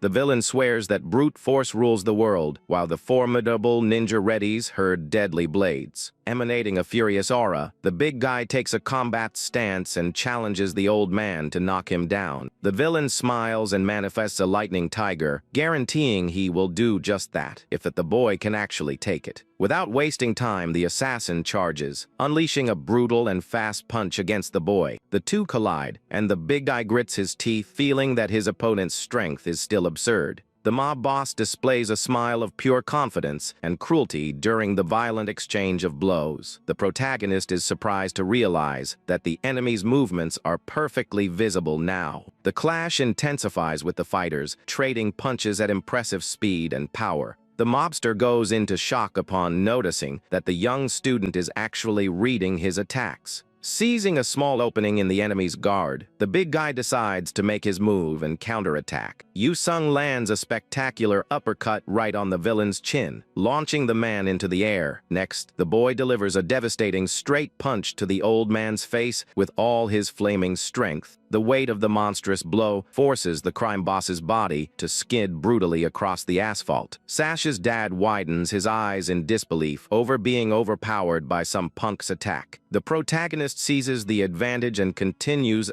obliterating his adversary with relentless punches. The assassin breaks into a cold sweat, noticing that the boy's precision and speed have increased shockingly. The villain deduces it's all thanks to the mysterious pill, but refuses to accept that humiliation. The man manifests an energy griffon, swearing that the strongest in the world would never lose to a high schooler. With a furious shout filled with hatred, the Russian prepares his powerful, little energy claws. The bearded monster orders the young man to perish as he attacks with absolutely relentless fury. The boy keeps his eyes locked on the threat and readies himself for the dangerous, impending impact. With perfect reflexes, Yusung blocks the attack, catching his adversary's murderous fist. The villain lets out a maniacal laugh, mocking the futile effort to try and stop that supreme strike. The enemy leader promises to tear the boy's arms off using his feared Griffon's claws. The big guy struggles under the pressure of the enemy blow but doesn't back down, guaranteeing he will hold out. The student tells the mobster to hold on tight as his flames increase drastically. In a perfect movement, the protagonist twists his rival's arm, breaking his defensive stance. Yusung applies a relentless sweep, destroying any chance of balance for the powerful Russian. The villain widens his eyes, completely horrified as his giant body topples backward. Before the enemy can hit the ground, the young man readies a final blow, concentrating all his power. The leader is smashed against the concrete and groans in pain, refusing to believe that real defeat. Ivan Romanov reflects on his grand title as the strongest man on the entire planet. The old man feels absolutely humiliated over being bested by a simple high school boy. Fallen and defeated, the big mob boss closes his eyes, unable to accept his bitter fate. The big guy takes a deep breath and observes the terrible villain, finally subdued at his feet. The protagonist displays a serene look and apologizes for crushing the old fighter's pride. The boy flashes an ironic smile, revealing that he is actually a proud Korean citizen. Fuma and Sasha are left with their jaws dropped, totally marveled by the fight's massive turn of events. The young woman can't believe the student actually defeated the legend of the underworld. The unbeatable champion and god of fists lies knocked out shamefully right in the middle of the street. The ninja captain is impressed by masterfully her classmate exploited an opening. The big guy blinks out of breath, trying to catch his wind after burning through so much energy. The young Russian girl runs desperately toward her savior, wanting to know if he is badly hurt. The young man apologizes for the beating, but the girl reassures him, saying the old man had it coming. The ninja notes she will clean up the mess in the area and tells the student to head home and rest. Sasha warns that her dad will wake up soon and asks them to flee before a crowd gathers. Suddenly, Yusung's legs give out and his massive body collapses out of pure exhaustion. The ninja catches the big guy, noticing that the pill's effect drained every bit of his stamina. The young hero closes his eyes and passes out with a small smile of a job well done on his face.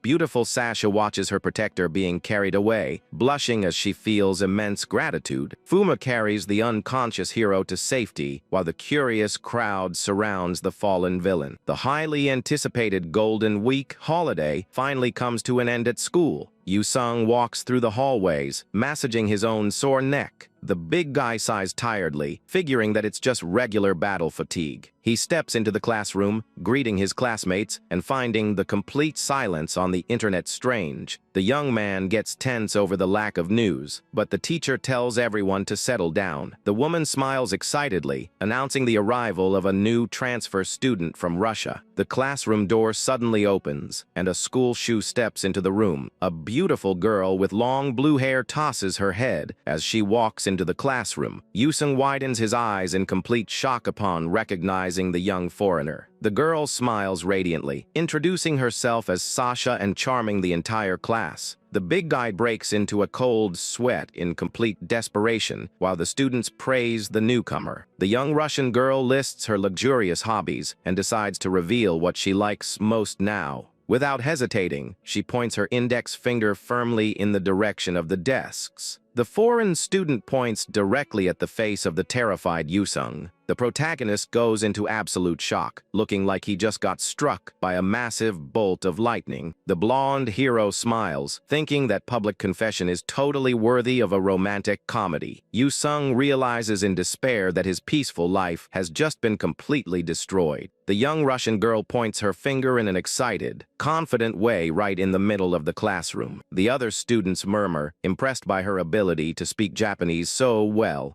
Surrounded by her classmates, the newcomer explains that she learned the language by watching anime. The big guy freezes upon hearing the girl confirm her sudden feelings. Sasha reveals, blushing, that her ideal type is someone much stronger than her own dad. The class gossips about the rumors of the big guy being involved with the other girls. Yusung tries to hide his embarrassment while Rika observes the Russian girl suspiciously. The blonde hides her jealousy and grumbles, annoyed by the new student's approach. Rika crosses her arms and accuses her classmate of scoring a foreign girlfriend over the holiday. The young man breaks into a cold sweat, unable to refute such a cliché romance manga scenario. He analyzes the Russian girl, figuring her feelings were supposed to be for Sakamoto. The big guy cries internally, fearing he has ruined the original story forever. Suddenly, the troublemaker redhead appears smiling and calls out both classmates' names. Tojo Karen pops into the classroom with a big smile, letting them know she came to hang out. The redhead hugs Yusung from behind, surprising the young man while Rika glares daggers at her rival. The foreign girl with blue hair stares at the mobster girl with an extremely sharp gaze. Sasha points her finger and orders the redhead to step away from the big guy immediately. Karen loses her patience and asks who the newcomer thinks she is to be giving her orders. The blue-haired girl adjusts her clothes, with plenty of confidence in front of her major rival. The Russian girl holds the young man's arm and proclaims herself his brand new future girlfriend. The redhead yells, completely blushing and outraged by the foreigner's absolute audacity. Without thinking, Karen argues that the big guy is already her blonde partner's boyfriend.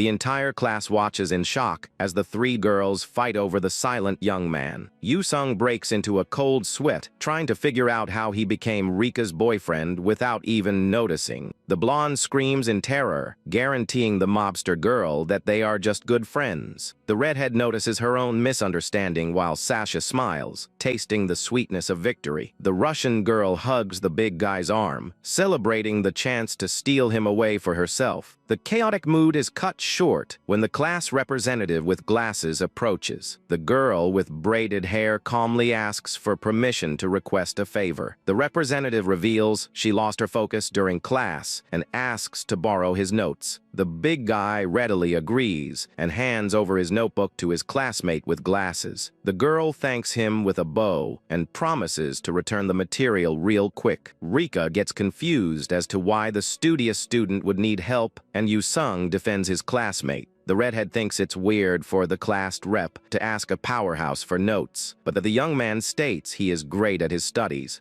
The girls ask for his rank, and the big guy realizes that all of them genuinely thought he was dung. The protagonist reveals he is the #1 ranked student in the entire school, leaving the three girls completely in shock. A classmate defends the girls, saying the young man's look doesn't help much, and Yu-sung tells his friend to shut his mouth right then and there. The friend confesses that he would also doubt it if he didn't know he entered the school as the freshman with the highest score. The classmate comments that Rika isn't the least bit afraid of the big guy because she already knows he's a truly gentle guy underneath. The blonde newcomer proudly agrees, stating that her partner is super caring once you get to know him better. Totally embarrassed by the praise, the protagonist stands up quickly and makes up an excuse that he needs to use the restroom. The friend jokes about the giant's sudden shyness while the young man walks away trying to make sense of the group's weird behavior. Down the hallways, the big guy decides to keep a safe distance from the foreigner and try to stay far away from that entire group. The bell finally rings, and lunchtime begins in the school's packed cafeteria. But the young man's plan fails miserably, and he ends up surrounded by the three girls at the exact same table. The protagonist cries internally, frustrated over failing to keep the safe distance he had planned. The girls followed the young man everywhere and are now fiercely fighting for a simple spot next to him in the cafeteria. The other students are dying of envy over the big guy's luck, while he suffers, fearing more misunderstandings around the school. He doesn't get the trio's good mood and fries his brain trying to cook up an escape plan to break out of that tense situation. Suddenly, the giant's face lights up as he hits on an absolutely genius idea to get the young woman off his back. The big guy slams the table, startling the girls as he asks if they are prepared for the difficult final exams. The lively mood dies right then and there, and the blonde complains to her friend for bringing up such a sad topic during their meal. The protagonist celebrates the super effective hit and readies himself for the next big blow to the girl's pride. The blonde newcomer breaks into a cold sweat, regretting not studying the material ahead of time. The redhead cries, complaining about the difficulty of history, while the Russian girl laments the complexity of classical literature. With a wicked smile, the student realizes that this is the golden opportunity to get rid of his friends once and for all. The young man suggests that the three of them form a study group among themselves, and the redhead thinks her classmate's idea is wonderful. The mobster girl offers her massive mansion to host the event, and the foreigner agrees to cooperate for the sake of her grades. The big guy cracks a macabre smile, celebrating his guaranteed freedom since he has big plans for the weekend. The weekend of his dreams finally arrives, bringing peace and quiet to the young student's home. The big guy wipes the sweat from his forehead with a proud smile, highly satisfied with his own effort. He celebrates completing his biggest goal, which was setting up a private gym right inside his own bedroom. The young man used the entire massive fortune he won from the young Russian girl to buy the best workout equipment possible. Thrilled with his new toys, the giant grips the weight bar firmly to begin his heavy training session. He lifts the bar, laughing like a maniac and feeling immense joy over training in peace in his own sanctuary. But his joy lasts a very short time when his phone starts ringing loudly, breaking the silence of his bedroom. He answers the call confused and hears his blonde partner excitedly telling him to look out the window real quick. The big guy walks over to the window holding the device, pointing out that the study group was supposed to be at the young mobster's house. The young man looks through the glass totally shocked, trying to figure out when exactly he agreed to join that study group. The blonde newcomer smiles, waving from the street and demanding he come down fast to join them on their outing. However, the giant's expression twists into pure dread upon noticing a very important detail in the scene outside. The student recognizes the dangerous Russian military guards standing with unfriendly faces right behind his partner. Completely paralyzed with fear, the big guy tries to process what kind of chaotic event this even is. Failing to grasp the danger, the blonde gently points to the black van and invites her classmate to hop in the vehicle. The big guy steps into the vehicle and feels his spine freeze upon coming face to face with the massive Russian powerhouse sitting in the driver's seat. The protagonist perfectly remembers beating that giant, merciless man to a pulp just days ago in the middle of the street. With an innocent smile, his partner introduces the dangerous military captain as their foreign friend's kind uncle. The young Russian girl guarantees that the driver doesn't understand their language and claims the man is quite gentle despite his looks. Whispering, the young man questions the captain's presence, and the Russian girl explains she needs an escort during her days off. The student closes his eyes tightly, finding it bizarre to travel in the same car as the man he nearly sent to the afterlife. The group finally arrives safely and walks peacefully toward the luxury traditional mansion of the mobster family. The group of students is warmly welcomed by the young redhead and a massive, smiling man wearing dark clothes. Yu-sung goes into shock, recognizing the terrible assassin leader, and decides to play dumb so he doesn't cause even more trouble. The young man bows politely, thanking the host while trying to act as normal as possible. The redhead's powerful dad glares at the young student up close, leaving the boy sweating in a cold sweat out of nervousness. The monster praises the young man, calling him the ideal future successor and the future husband of his beloved daughter. The man quickly changes the subject upon recognizing the large Russian bodyguard all bandaged up in the room. The host laughs in surprise upon realizing that the daughter of the terrible Ivan Noah studies in the same classroom as Karen. The whole group gets confused upon noticing that the two dangerous underworld leaders already know each other from way back. The redhead's dad asks curiously what caused so many serious injuries to the experienced veteran's head. Without thinking twice, the Russian captain points his index finger straight at the true culprit. The Russian powerhouse accuses the student, and the big guy goes into a complete panic, wanting to hide. Rika widens her eyes in shock upon discovering that her great friend caused all that damage to the man. The mood gets worse when Boris reveals that even the feared Tsar was seriously injured by the young student. Protagonist breaks into a cold sweat, believing his end has finally come and that he will be kicked out of that mansion. But the boy soon smiles, figuring that getting kicked out would give him free time to enjoy his new gym. The redhead's powerful dad widens his eyes, completely blown away by the young man's absurd strength. The mobster breaks into a massive laugh, praising the boy as the perfect material to be his son-in-law. The young redhead screams desperately, demanding her dad stop, saying so many embarrassing things. Later, now inside a traditional and quiet Japanese room, the big guy sighs with massive relief. He feels his head spinning from so much confusion, while the girls bicker among themselves right behind him. The group finally sits around the low table, and the boy notes that they need to focus on their studies. The young man proposes checking each one's weak points, and Rika confesses to having a lot of trouble with STEM. The student hands over a packet, stating that the best move is to memorize the main formulas for the exam. The young woman cries in despair upon seeing the immense amount of papers they will need to memorize soon. Next, the makeshift teacher calls the redhead's name, and the girl answers, all excited. The young man evaluates his friend's average grades and warns that her lack of memorization is a big problem for her. He suggests a different method to help her retain the information, and the young woman agrees very enthusiastically. The blue-haired foreigner smiles radiantly, asking what her big challenge will be. The big guy pulls out his own notebook, stating that it will be quite tough for her to grasp the concepts right away. The young man hands over his personal material, offering help for them to study all those pages together. With all the materials handed out, the major intensive study session finally begins at the mansion. After an hour, the young redhead already shows herself to be completely bored and tired of reading so many pages. 2 hours later, Karen is asleep at the table while Rika dozes off and Sasha discreetly plays on her phone. Noticing the general fatigue, the big guy announces it's time for a break, and the girls shout with joy. The young man asks to borrow the kitchen, and the red-headed mobster girl gets confused, questioning the reason for the request. Smiling gently, he lets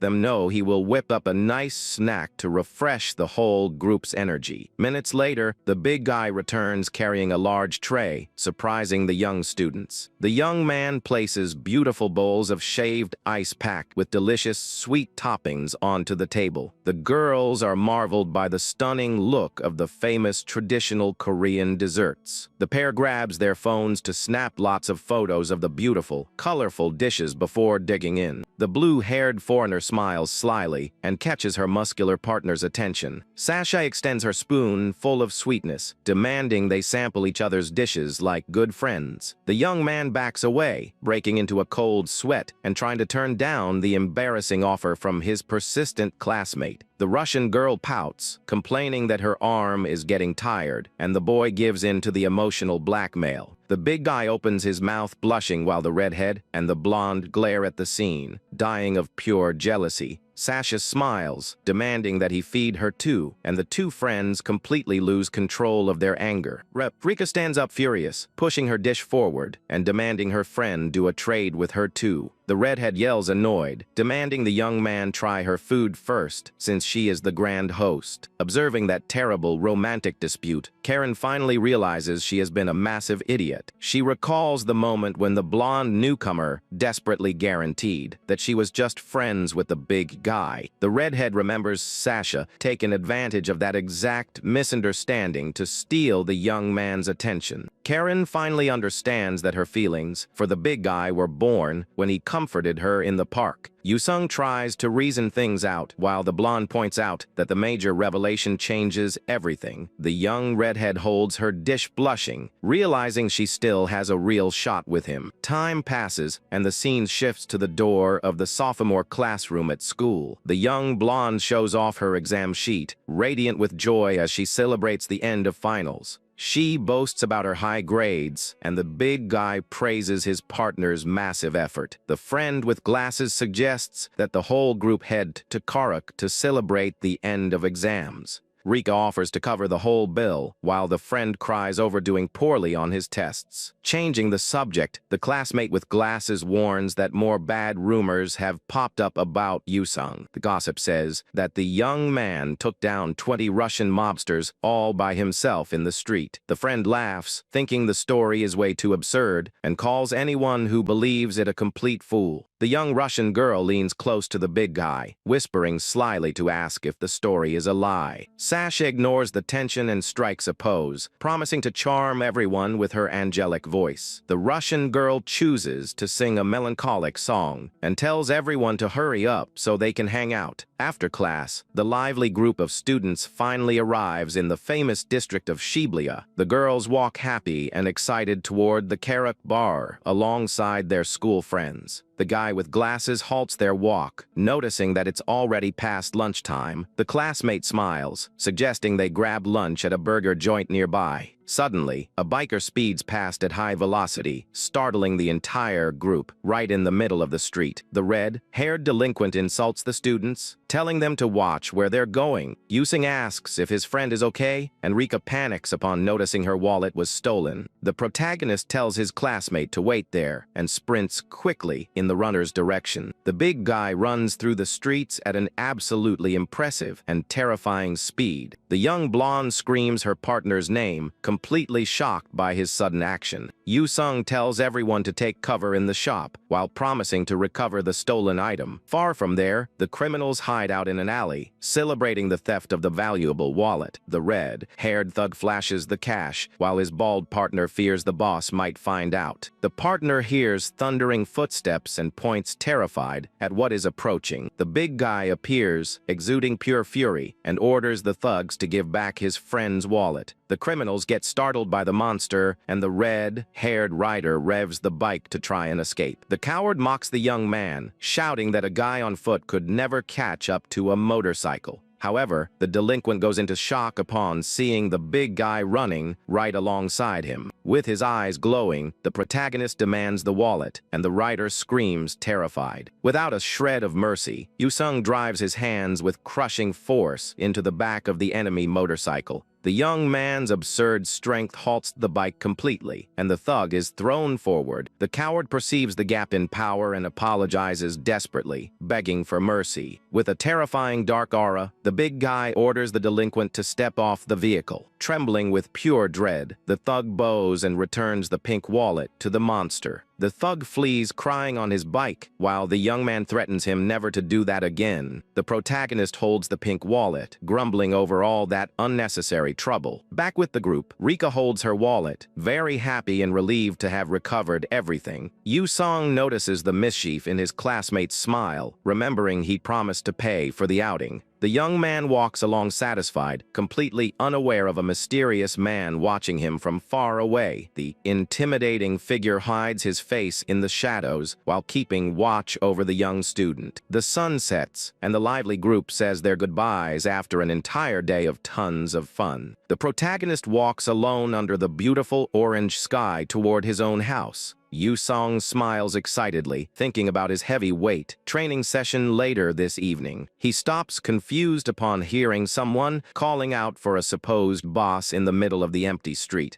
The mysterious man with a peculiar hairstyle shouts that he has something very important to say. The student asks for the stranger's identity while the man approaches rapidly. The powerhouse drops to his knees, bowing his head before the completely shocked protagonist. The stranger begs on his knees to be accepted as the student's top disciple. A curious crowd gathers while the big guy asks for the crazy man's identity. Powerhouse introduces himself as Goto Kazuya, and the protagonist tells him to stand up. Kazuya pulls the boy close and demands to be called just Katsu with total familiarity, away from the chaos. Yu-sung asks for the delinquent's true age. Katsu reveals he is only 17 years old, and the student judges his old man looks. The fellow explains that he is the top leader of the local biker gang. Yu-sung finally figures out that he is the boss of the thugs who stole the wallet. Katsu claims he tracked the boy down because he is the exact definition of a real man. The biker confesses that he always had a very shy personality back in his childhood. He reveals he endured terrible bullying from everyone for being a pretty weak guy. Katsu believed he needed to become strong to put an end to all that suffering. He sought strength to guarantee that no one would ever look at him with such contempt again. The delinquent started mimicking tough behaviors to match his massive physique. He became a gang leader, but felt like he was a coward pretending to be something else. Katsu laments ending up running with guys who look down on the weak. The leader notes that the big guy managed to outrun his boy's motorcycle just by sprinting. He admires the fact that Yu-sung didn't use his brute force just to show off. The veteran praises the young man for using his power only to save his friend from danger. Katsu gets emotional, declaring that the student is the ultimate example of a real man. The leader cries, begging once more to be trained by the powerful boy. Yu-sung sighs tiredly, wondering why he attracts so many weirdos into his life. But the protagonist smiles slyly as he hits on a genius idea to get rid of the nuisance. The big guy accepts the request, and the delinquent thrills with pure joy at the news. However, the student sets a very important condition to seal that deal. Raising his hand, the young man stipulates a trial period of exactly 3 days. Yu-sung challenges the crazy guy to spend 3 whole days keeping up with his heavy routine. If the biker can endure the challenge, he promises to accept him him as an official disciple. Katsu accepts the grand proposal, his eyes burning with pure determination. Yu-sung laughs sardonically, planning to put the man through absolute torture until he quits the training. A public clock marks the early morning as the sound of heavy, labored breathing echoes through the quiet park. Yu-seong runs at a steady pace while Kazuya struggles to keep up, desperately calling out for his master. The protagonist had assumed the big guy would have great physical endurance due to his size, so he planned a rigorous workout. However, the biker's performance is abysmal, leaving the young master completely disappointed by such weakness. He quickly realizes that this is actually a good thing, as poor performance will make his plan to get the guy to quit much easier. Yu-seong decides to stop the run to start the next part of the test, while the delinquent nearly collapses from exhaustion.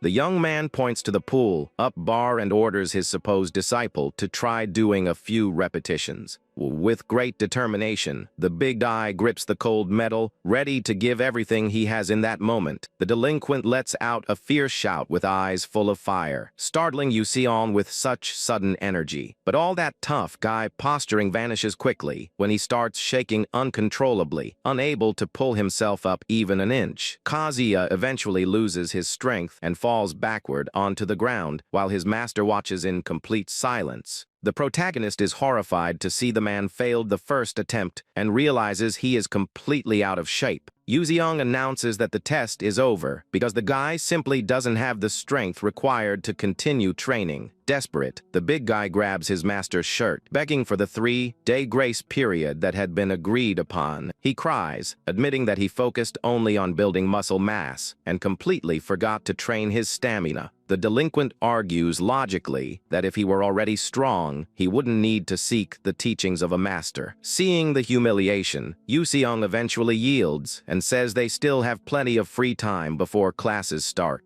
Protagonist orders the rookie to join him in pull-up training for the next 2 hours without complaining. Yu-seong demonstrates the exercise perfectly, jumping up and holding firmly at the top. Under the amazed gaze of the big guy, the delinquent tries to repeat the movement, holding on with great difficulty while shaking under his master's commands. The training continues with many falls and much fatigue, but the rookie keeps getting back up to try the exercise again. Later, Yu-seong walks calmly toward the school, wearing his uniform and carrying his traditional backpack. The protagonist recalls with surprise that the delinquent actually managed to endure the 2 hours of intense training. The original plan was to make the big guy quit on the very first day with that heavy physical routine, but the biker's immense willpower ended up motivating the master himself to take the situation seriously. He worries about the consequences if the biker passes the test, until he is interrupted by a shout calling his name. Satoru approaches, running over very excitedly and asking his friend if he has heard the biggest gossip of the moment. His friend says someone incredible is about to return to class and mentions the school's 3 great beauties. Yu-seong says he has never heard of any of them, and his friend reacts with frustration at his lack of interest. Satoru explains that the first beauty is the elegant student council president, Seonji Kamiko. The second is the kendo club captain, Fuma Yukika, and the protagonist realizes he already knows both girls. Finally, his friend introduces the last beauty, an extremely famous rising actress named Minato Nao. The protagonist is confused to discover that a real celebrity goes to the same school as them. Satoru cries with excitement as he reveals she is finally returning to school after a long and busy work schedule. The guy with glasses is indignant at the lack of interest and reveals he is a proud VIP member of the actress's official fan club. The protagonist decides to leave because he is too busy thinking about his training to care about celebrities. His friend doesn't give up and follows him, trying to convince him to join the fan club as well. Later, at a gym, the protagonist is welcomed with open arms by the local trainer. The young man greets trainer Nakayama, who quickly notices the intimidating physique of the biker trailing behind him. Kazuya introduces himself politely, and the protagonist asks for permission for his new friend to train there for a 3-day trial. The trainer accepts the request immediately, excited to see a young man with such immense physical potential in his gym. The protagonist realizes the instructor has high expectations for a guy who is actually completely out of shape. A desperate shout echoes through the gym right after the first cardiovascular exercise on the treadmill begins. Kazuya screams for help, begging to slow down while his master runs alongside him without the slightest effort. The protagonist tells the rookie to press the emergency stop button on the machine before a disaster happens. With the strength he had left, the delinquent stretches out his arm and presses the stop button in a panic. He falls onto the treadmill, exhausted, leaving the experienced trainer Nikayama completely confused by his performance. The trainer explains that the guy is the classic case of someone who only gained bulk but has no cardiovascular endurance. Even the seasoned instructor admits it will be an extremely difficult task to train someone in that state. Kazuya kneels down, begging for one more chance, and promises he will try his hardest to improve his stamina. Kazuya stays on his knees, pleading with the trainer, while Yu Seong just watches the scene with great embarrassment. The instructor tells the guy to get up, and Yu Seong lets out a long sigh of pure relief now that the drama is over. With the workout finished for the day, the protagonist says goodbye to the trainer and mentions he is heading home. Outside, Yu Seong walks next to the delinquent, who is visibly destroyed and can barely stay on his feet. The biker is shaking all over but tries to brush it off, saying this fatigue is nothing compared to his dream of being a disciple. Seeing the guy's great effort, the protagonist realizes he can no longer put off a very important conversation with him. He decides to stop in the middle of the path to demand a solemn promise from the rookie before it's too late. Yu Seong tells him seriously that if the delinquent really wants to become his disciple and turn into a true man, he must make a drastic decision from that exact moment on and abandon his biker gang for good. The big guy's eyes widen, completely shocked and speechless upon hearing such an unexpected demand from his master. The protagonist makes it crystal clear that if he doesn't do it, the training will be cancelled and he will never be accepted there again. The young master repeats his definitive condition, demanding the immediate departure from the group of street delinquents. The biker's mind falls into a real internal conflict while he tries to process the weight of that difficult choice. The hero reinforces that this is his only condition for continuing to pass on his valuable teachings of strength. The delinquent wonders internally if he should really leave the leadership of his famous biker gang behind. He remembers with fondness the companions who took him in during difficult times and were like brothers in battle. Yu Seong explains that a true man only becomes strong when he finds something precious and decides to protect it with his life. The young man asks the big guy if there is any such valuable person in his life, like a dear family member, for example. The biker becomes very thoughtful and confesses, that the most important person in his life is his own mother. He reveals that his father abandoned them when he was very small and that his mother had to struggle hard to raise him alone.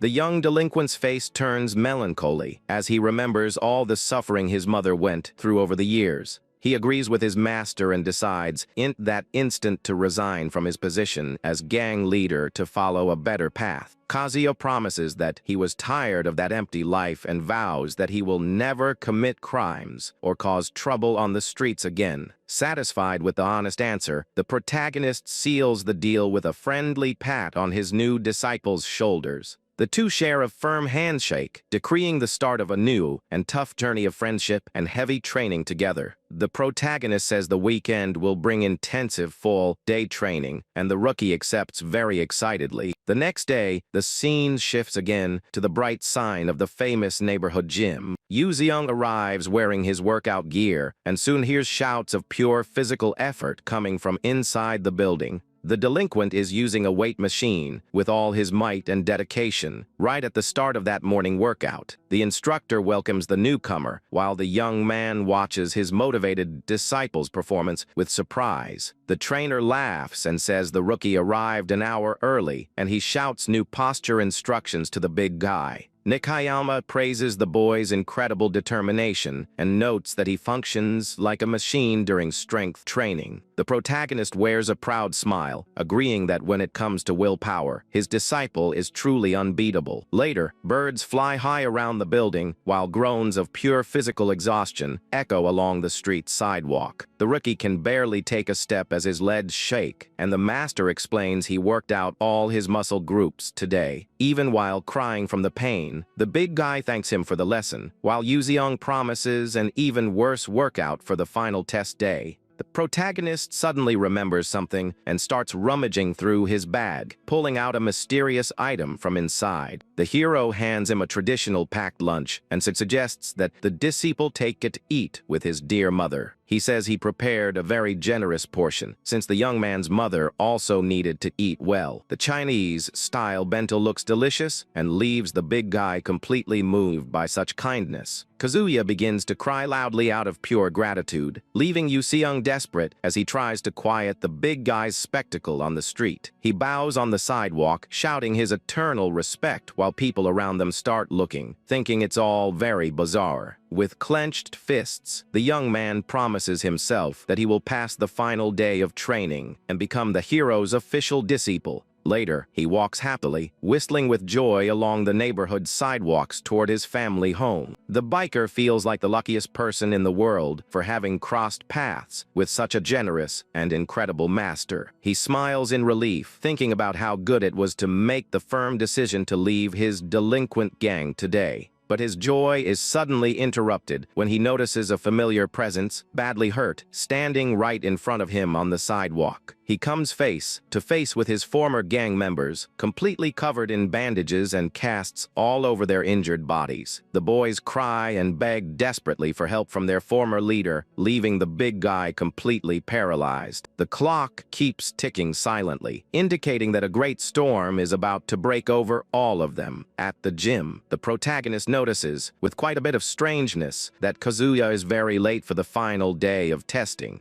He wonders if the big guy gave up, but soon remembers the delinquent would never run away out of a lack of determination. Yuzeong deeply regrets not getting the guy's phone number to find out what had happened. Time keeps passing quickly, indicating the end of the time when the training was supposed to be happening. With no sign of his disciple, the protagonist decides to leave, saying goodbye to his attentive trainer at the gym exit. He reflects on the rookie's disappearance and tries to convince himself that it's better not to get involved in gang problems. The young master walks under the sunset sky, repeating to himself that he only wishes to live a quiet and normal life. But the image of the big guy crying with gratitude when receiving that lunch won't leave the young man's head at all. Suddenly, the protagonist's thoughts are interrupted when a tired voice calls out to him desperately from behind. He turns around and comes face to face with one of Kazuya's injured subordinates, who recognizes him as the former leader's master.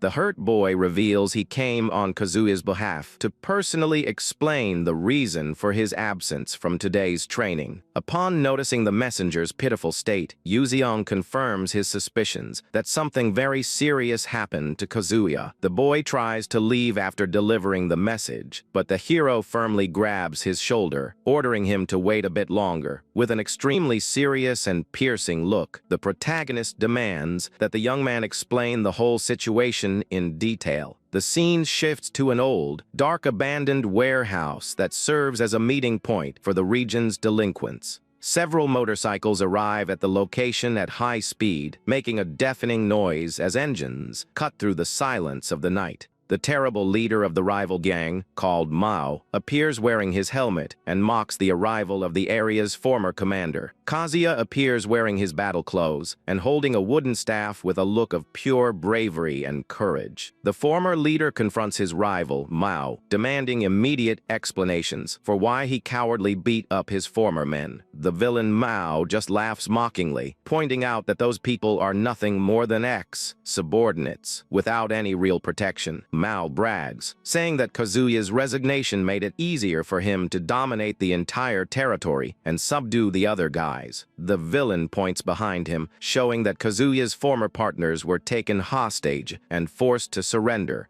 The injured boys cry, begging for forgiveness for having yielded enemy blackmail just to survive. Consumed by fury at seeing his friends suffering, Kazuya charges at his rival, determined to put an end to that cowardice. The combat staves collide with immense violence, generating a powerful impact in the center of the abandoned warehouse. An old blonde ally named Mitu appears with a treacherous smile and positions himself to fight against the former leader, Kazuya. Kazuya shouts in rage at the traitor Mito, who sold his own group's loyalty in exchange for power in the enemy gang. Kazuya feels the extreme fatigue from Yu Ziyong's training weighing on his muscles, significantly reducing his battle performance. The brutal fight is abruptly interrupted by an imposing command that echoes loudly through the entrance of the old warehouse. The hero Yu Ziyong appears, looming under the sunset light, walking calmly toward the center of the battlefield. Kazuya's eyes widen, unable to believe the presence of his respected master in such a dangerous place.